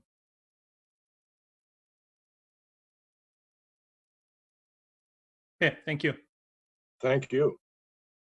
Great, thank you, Ian and your team, and look forward to hearing more about it. And if there, I think it's helpful for us to move on parallel track to make sure that your team does get a project moving forward here. So we'll look forward to hearing from you, and we'll reach back out. Thank you very much. Can I just add one other thing? First of all, again, thank you so much, Mr. Gillespie. I did want to note that, in every town there is a discussion and collaborative process often in a development. I mean, some of the aspects of the plan, I don't pretend in any way to know every aspect of the 5- and 6-story renderings that you so ably presented tonight. But, for example, whether or not the first floor should have mixed use or amenities or should have units so that maybe, the height could be brought down a little. Those are things that obviously I'm sure your team is discussing carefully. And as I understand it, the meetings with the planning board are pre-application meetings. So, I just think it's really important, and we so much appreciate your comments tonight about the stewardship of the town center and all the effort that's been put in with the design features. And it seems to me that they're, working collaboratively, continuing to work collaboratively. Seems like, the end result could be, something that's going to be a project that the planning board and other boards in town fully embrace and appreciate, and that you'll continue to love, which seems to be what your original goal is. So, it's something, as your architect so kindly said, that your team will be so proud of. So I just wanted to encourage you along those lines, and that, to the extent that there is a give and take process about such an important site in town, that I'm sure, there shouldn't be a feeling of being dissuaded, but more that that's part of the process that I'm sure you've encountered with other towns as well. And, but I do want to, again, I can't stress enough how much, you know, we appreciate hearing your comments tonight in general, but also about, you know, your appreciation for the town. It really means so much to us. Thank you. Great. Thanks, Ian. So we'll continue on with our agenda. And I think that unless Lisa, you see something that we should move to, I think we'll move to the discussion of under business item 5, reopening of Thompson Street. We received a letter from the Chamber of Commerce as part of our reopening conversations with the local businesses. We made an effort to close down Thompson Street for pedestrian traffic to increase flow of business, but it seems that it maybe is not working out the best possible way. So maybe it's something for us to consider and discuss, and happy to hear comments from the select board on that.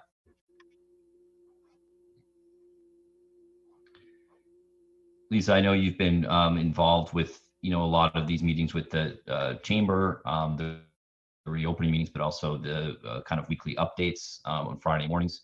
I don't know if you can give us a little bit of a background of where the chamber is and what the businesses have kind of come to regarding this. Yeah, so the Thompson Street closure for the purposes of attracting more pedestrian traffic to the downtown has been an idea that's been discussed for several years now. And we did try it a few times over the past few years. That being said, though, it was in the context of having a draw for people downtown. So whether it was sidewalk sales, activities, having music, outdoor dining. So I think in the case of the Thompson Street closures now, it's sort of the closure kind of without all the other elements, which are, I think, a little bit more difficult to implement. I think it's hard to, when we envisioned, you know, increased pedestrian traffic, you envision a lot of people in close proximity to each other, mingling, socializing outdoors. That was sort of the image we had. I think with, you know, COVID-19 still in place, Thompson Street closure was meant to sort of give some distance. I don't know if that has the same attraction to say, with more real estate, you know, you can have more people because you can walk 6 feet apart from each other. I mean, I don't think that has the same appeal as we're closing the street to attract a lot of pedestrians so that, you know, people can interact with each other. So I think the idea is still a really good one for us to explore. I think the current context makes it a little bit more difficult, especially with many changes that are happening. So I think the public is trying to get used to, you know, the new way of shopping and coming downtown. We also have several construction projects, so they're getting used to new traffic patterns and what's closed and not closed on a given day. And then with the Thompson Street closure, probably not the most ideal mix right now, but certainly something that would still be part of a future strategy discussion. So I was reading this letter, and it seems like the issue is not the closure of Thompson Street on Sundays, because they say Thompson Street is closed during the time when most retailers are not open, right? So it seems like the letters actually would say that the closing Thompson Street would help if we closed it even more. It seems like it says specifically they want us to remove to not allow restaurants to have pick up only, as well as tables on parking spots, right? Because that's what this letter says that affects retailers the most, and not the closing of Thompson Street. So I'm not sure. I'm not sure how opening up Thompson Street on Sundays, which a lot of residents have said makes them feel safer to be able to go to the town center, given that the chamber here is saying that that's not the time when retailers are open, so it doesn't affect them negatively. In fact, it says it doesn't provide them any benefits because they're not open. Yeah, I think the part of the confusion is that there's several different conversations happening at the same time. So the parking question is happening at the same time as a closure question, and I know that there hasn't necessarily been a lot of consensus in some of the conversations I've had. So there might be kind of a little bit of a mixing of issues, and some, perhaps some, I don't speak for the chamber, but, there's been some contradiction that I've heard as well in terms of what some people want versus others. So I think the chamber letter seems to try to straddle all of the above. But I think that's also why it's important to have a strategy in place, and it's also important to understand the context in which we're talking about making changes. So speaking of parking, my recollection, and I could be wrong, but my recollection is that when we first discussed this, we talked about, how we would make more parking available in the Aberjona lot, have more free parking, and that would to some extent compensate for losing spaces for restaurant pickup and tables outside. So is that in place, and are there signs so that everyone knows that they can utilize that parking? So the changes are in place. And I know that I'll have to double check on the signage. I know we've directed the DPW to put signage directing people to Aberjona, but I also know that we've changed the signage in the past few weeks too, to accommodate various traffic flow changes due to projects and closures. So again, I think part of the issue is that there hasn't been a lot of consistency in the last few weeks because we've had all of these projects. So, I mean, literally, if somebody came downtown every week, it would be slightly different because of the projects. So, I don't, that's not any person's fault. That's just us trying to get as much done and packed in a short amount of time. But this is why I'm saying that I think the past few weeks is definitely not a reflection of how Thompson Street closure could be a success. I think that it just was not the right mix when it did happen. But in terms of what we could do moving forward, I think part of it is just maybe doing a review of the kinds of the traffic impact of the various project schedules we have going on. What's going to happen with the fall, if there's any other changes that we can make in terms of helping with individual retailers and their particular needs, in addition to attracting people downtown. So I think it's sort of a whole package. So Lisa, this is Amy. So it seems to me like a lot of the feedback we're getting is very anecdotal, and I can provide anecdotal. I mean, I was down on a Wednesday. I hate doing this because it's like a snapshot in time, but I was there on a Wednesday night and every single restaurant had to wait. And maybe it was a Thursday night. Everybody had to wait. Thompson Street was closed, I think. But it was lovely. And I think if there were ways to, it seemed to work on whatever night that was, Thursday night. Again, a snapshot in time, but do we have any data from, I don't know if it's from retailers, from the chamber, from the restaurants about numbers and how they're doing? Because I think that, everybody can have different experiences, but that doesn't lead to a majority. And I think that that's what I'm struggling with, is we're hearing so many different things from different people, from the business community, from the community at large. And that's what I'm struggling with, because I think obviously this is one of those situations where it doesn't seem like everyone's going to be happy, but I don't think that it's a one size fits all either. Yeah, Amy, you actually you sort of hit the nail on the head in terms of the point I was trying to make earlier, and that the letter from the chamber is not entirely consistent with all of the stories and the feedback that I'm hearing. So, Right. like you, I've seen a number of people who are pushing, retailers included, who are pushing for the closure, and others who aren't. So I think that's kind of the hard part, is that what works for one person doesn't necessarily work for the other, and that's kind of where we are right now. And there's also some questions about whether about exactly how we can help people. So if the difficulties are related to COVID-19, then there are certain things that we can do to help mitigate. If there was underlying factors that happened before, that's another question.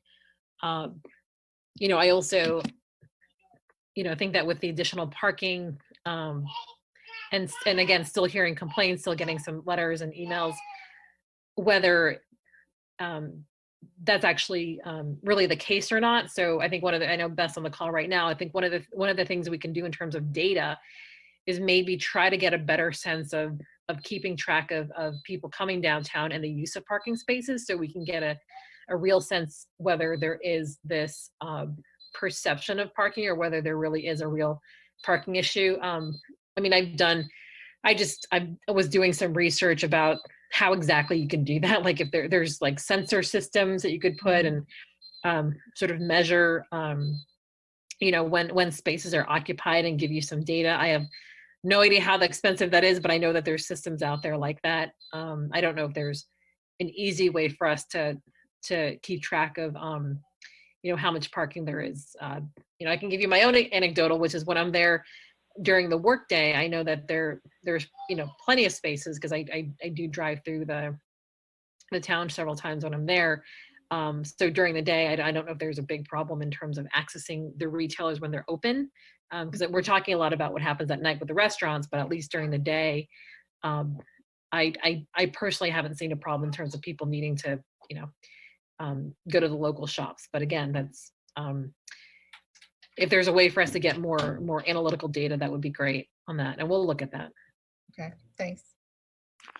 So I just want to make sure that I understand what closure we're talking about, because there's two closures that this letter from the chamber addresses. One is the parking spaces designated for restaurants, for pickup only in front of restaurants. And they're clear, this letter clearly wants us to reverse that. They're opposed to that. And then there's the closure of Thompson Street, which is closed on Sundays. And this letter says that it provides little benefit to the retailers because the retailers are not open. So it doesn't seem to be opposed to the closure of Thompson Street. If anything, I would say it means they want it to be closed further to days when the retailers are open so that they can benefit from it. But the letter doesn't say that, but it clearly it's not opposed to that. So that's my understanding of it. If that understanding is wrong, I read the letter like 5 times before I could figure out what it said, and that's the best that I could figure out. So I think that I've been to almost all of the restaurants since they've had the outdoor dining, and a couple of times I had to wait because it's been such a success for the restaurants, and I know restaurants have been hit really hard with COVID-19, that I'm not in favor of what this letter is asking, which is to take away parking spots from the restaurants that we've given to the restaurants, because I think they really need them to stay afloat. And I think restaurants bring people to the town center. I think people sit outside, have some food, have some beer, and then they will walk down the street and go to the retailers. So I think that it would be counterproductive to take back those parking spots that we gave to the restaurants. I agree with Mr. Goluboff.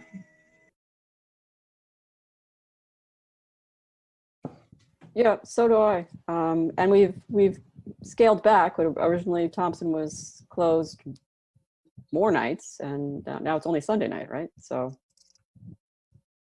let's leave it. Get some more data. In fact, I almost wonder if we should add to the lights, or you know how some have string the lights across, but I'll put that aside for now. But you know what I mean? If anything, we should kind of continue to try to accentuate the closure, but I know that's not really up for discussion right now.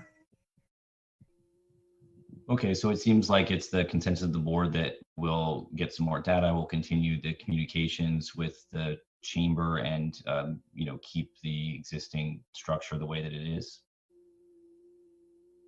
Okay, great. And there, you know, our regular meetings with the chamber as well that Lisa has been involved in, the reopening meetings and the Friday morning meetings. So there is a high level of engagement with the chamber. So we're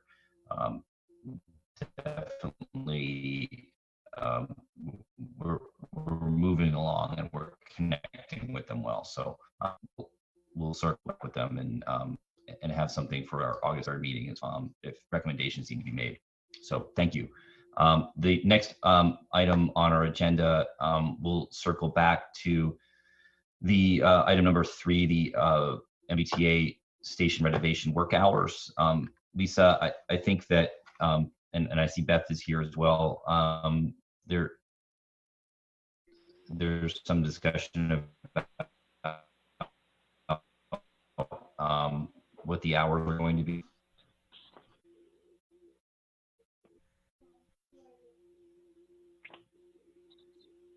Yeah. So I know Beth reached out to Nathan Ray, the project manager of the MBTA, actually to see if they could be available for one of the August meetings for the select board to discuss a few items. And Beth, were you able to actually talk to Nathan today? So he did respond to me, but I didn't speak with him directly. I can provide the board with an overview of what the issue is if you'd like. Sure, thank you.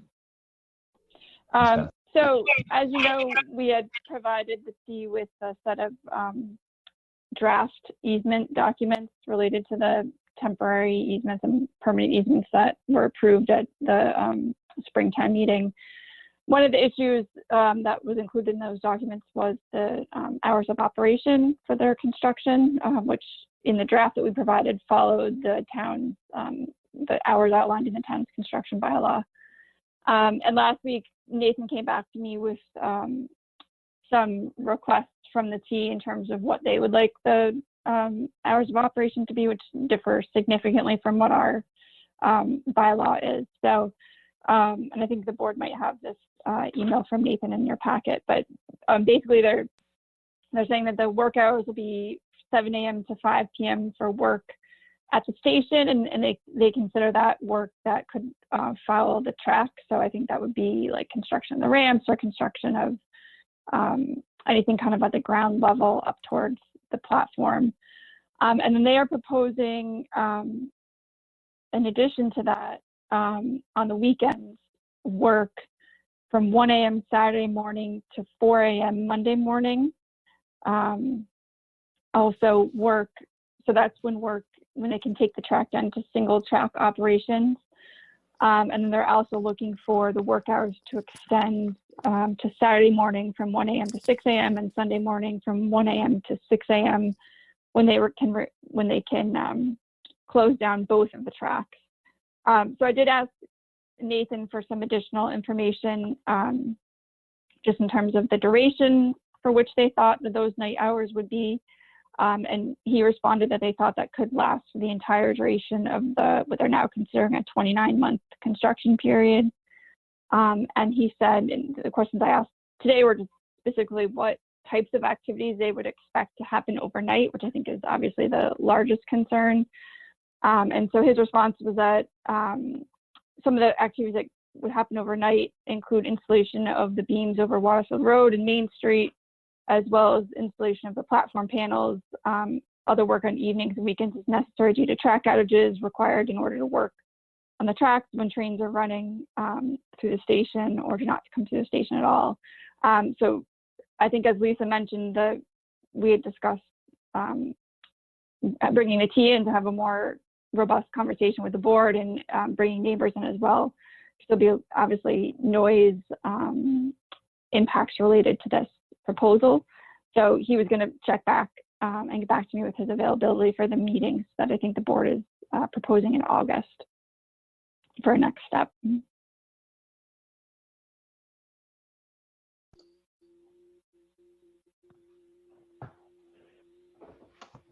Okay, so we'll have recommendations for August 3rd.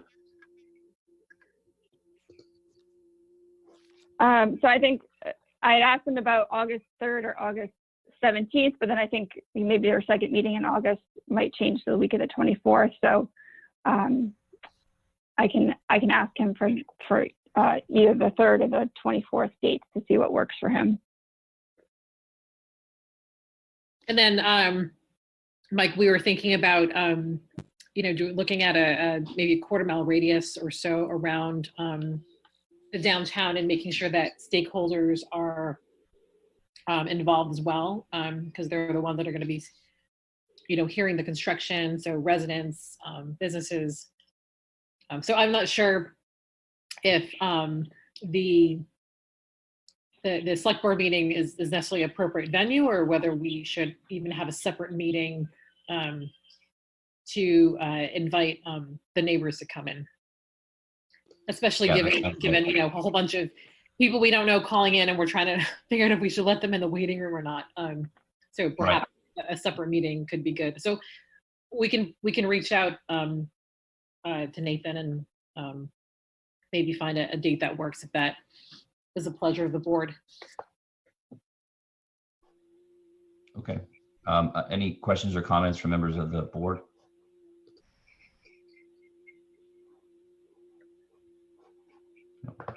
Seeing none, thank you, Beth, for sticking around on that. Sorry, I overlooked no problem.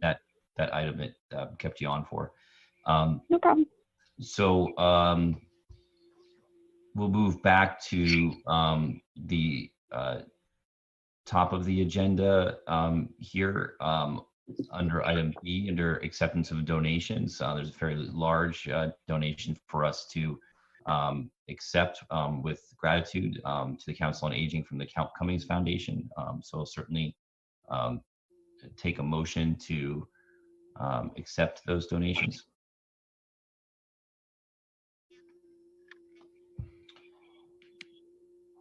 Mr. Chairman, I move that we accept the donations in the amount of $33,333 to the Council on Aging from the Cummings Foundation for the first year funding of a 3-year initiative to promote cultural competency at the Jenks Center, and $280 to the Council on Aging gift account, given the thanks of the whole board to the Cummings Foundation for this very generous gift.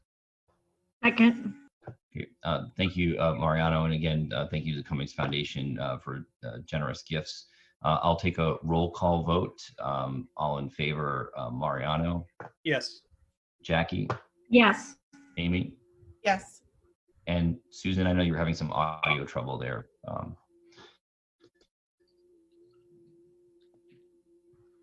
And yes, for me, so the motion carries unanimously 4-0 again. I kind of skipped over the town manager's report section as well, as we were kind of trying to move through things based on the schedule. Are there things in particular that you wanted to update us on at this point? Yeah, I'll be super quick. So the town received $140,000 from DHCD to do some micro enterprise support. So this is for businesses with 5 or less employees affected by COVID-19. We're working on the guidelines right now, and we'll issue that publicly, send that out to the businesses, and put that on our website when that's done, hopefully this week. So that'll help businesses with rent and some other costs that I'm sure they could use some help with. And from a project update, Waterfield Road Bridge is on time. The McCall Traffic Improvement Project is a little bit behind, so we're working on some new curbing to be installed this week, but we're also trying to overcome some utility obstructions that are delaying the project. The McCall Middle School expansion project is wrapping up, and that should be complete in mid-August. We're also chasing down some permits from the state for Swanton and Lake Street, so that's a little bit behind as well. And that's it. Okay, thank you, Lisa. It's great news. Really appreciate all your hard work there.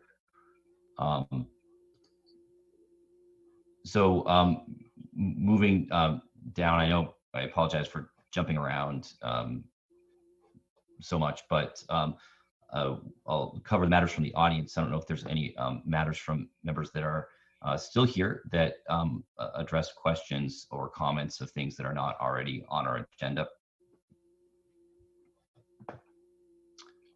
Seeing none, we will move further down the agenda. I don't know if there's someone from the Network for Social Justice that wanted to discuss the status of the flags on Town Common that were removed and the process of getting them returned.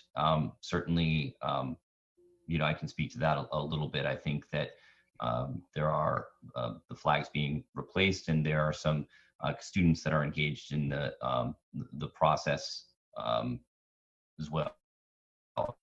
So maybe there will be a formal kind of raising like we had done before with some comments from some young people. Leora, I don't know if you wanted to provide an update to us, if there's anything that we can help with. I don't know exactly what there is to help with right this second. I've sort of been in discussion with students regarding what they'd like to do around this issue. We sort of have a bit of a task force of 4 or 5 of the student interns from this summer, and I actually have 13 in total. And they're going to be working on sort of a community program around re-raising the flags. It may involve a discussion. They were also thinking of doing a little bit on social media to sort of raise awareness of the mission and the mandate around the flags. And I will fill you folks in as I know a little bit more in terms of how we can all help with this by about Friday. That sounds okay. Great. Thanks, Leora. Any other questions or comments from members of the select board?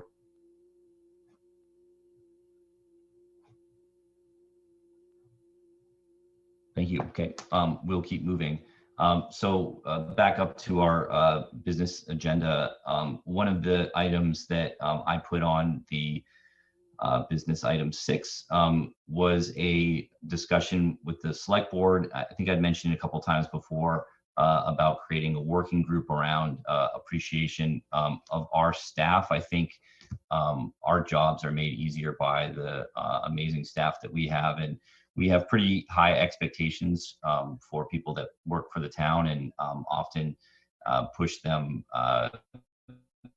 beyond those and move the goalposts. And I think in particular, I was thinking the amazing job our town clerk did with the town meeting process, as well as the election. There was a lot put on that department in particular, and was really handled in an amazing way. And I realized after I left town meeting that was at kind of at WinCam where we were that night, and I briefly thanked Mary Ellen that I hadn't seen her before. And I think it's an opportunity for us to kind of reach out to our staff that maybe goes above and beyond, and to acknowledge that we do set high expectations, and much of the work that the town does is improved by the real commitment that we have from our staff members. So I guess my idea, and we can discuss this when we get together for our working session and our work plan,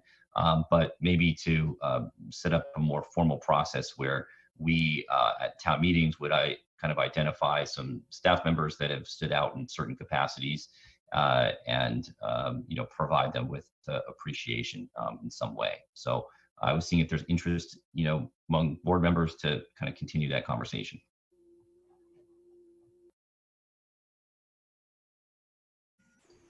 like a really important idea. Thank you for raising it.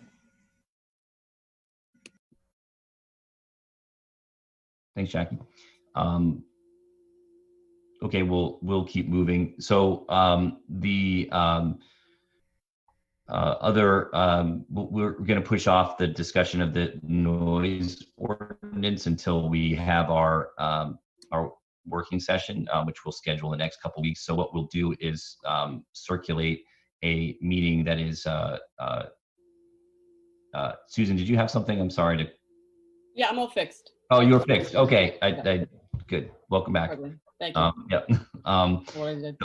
So we'll circulate a doodle poll to see what everyone's schedule looks like over the next couple weeks to have this long-awaited work plan session where we have no agenda item besides kind of discussing our priorities for the year. We got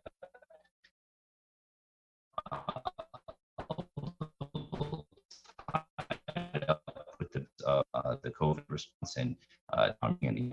So it's something to do from year to year as office as well. Know what we will off the discussion of the noise ordinance, potential noise ordinance for town meeting till our next August 3rd agenda. Also to mention, we are just starting the capital process now. And so if there are any agenda items in particular for capital to address or any specific infrastructure projects that we want to take on, then certainly this is the time to do it because the window is going to be closing soon. So I know that we had discussed that town hall needs some renovation in the basement where there's been some water damage.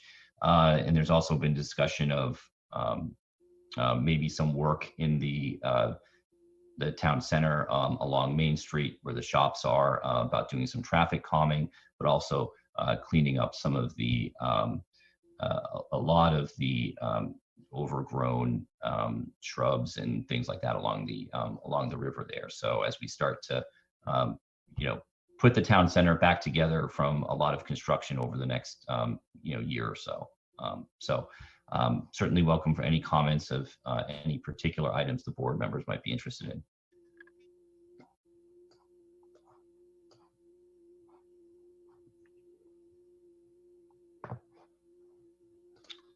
Hey, Mike, can I just ask a question? Okay.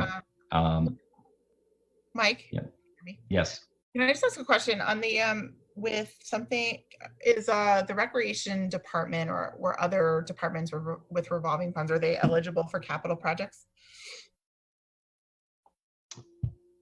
Yeah. Yes. Okay. Thank you. Yeah. If there's something in particular, certainly, we can discuss it. And there's a capital planning meeting this Wednesday as well. So it'll be good to kind of get out in front of that as soon as possible. So if there's something that nothing specific. I just was wondering Okay. and was curious on that. Okay. Yeah, sure. Any other comments or questions?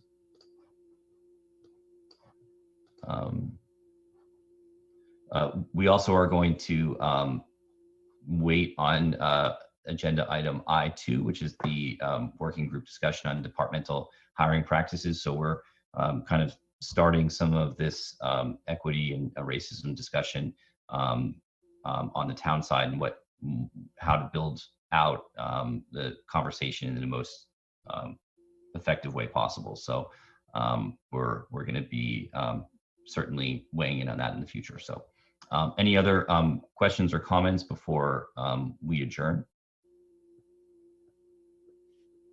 Lisa, did we get to everything that we needed to tonight?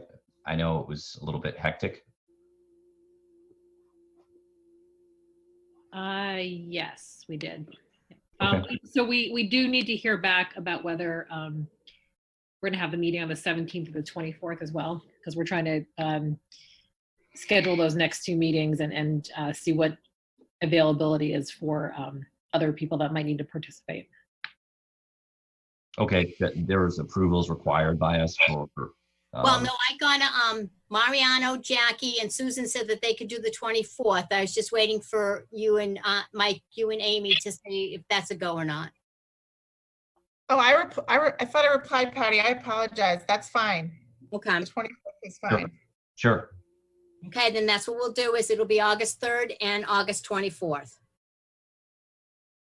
Great. And in the meantime, we'll try to schedule our work plan discussion as well. So we'll circulate a doodle poll for that. If there aren't any other questions or comments or agenda items for the 3rd, then I'll take a motion to adjourn. So moved. Second. All in favor? I'll take a roll call vote. Mariano? Yes.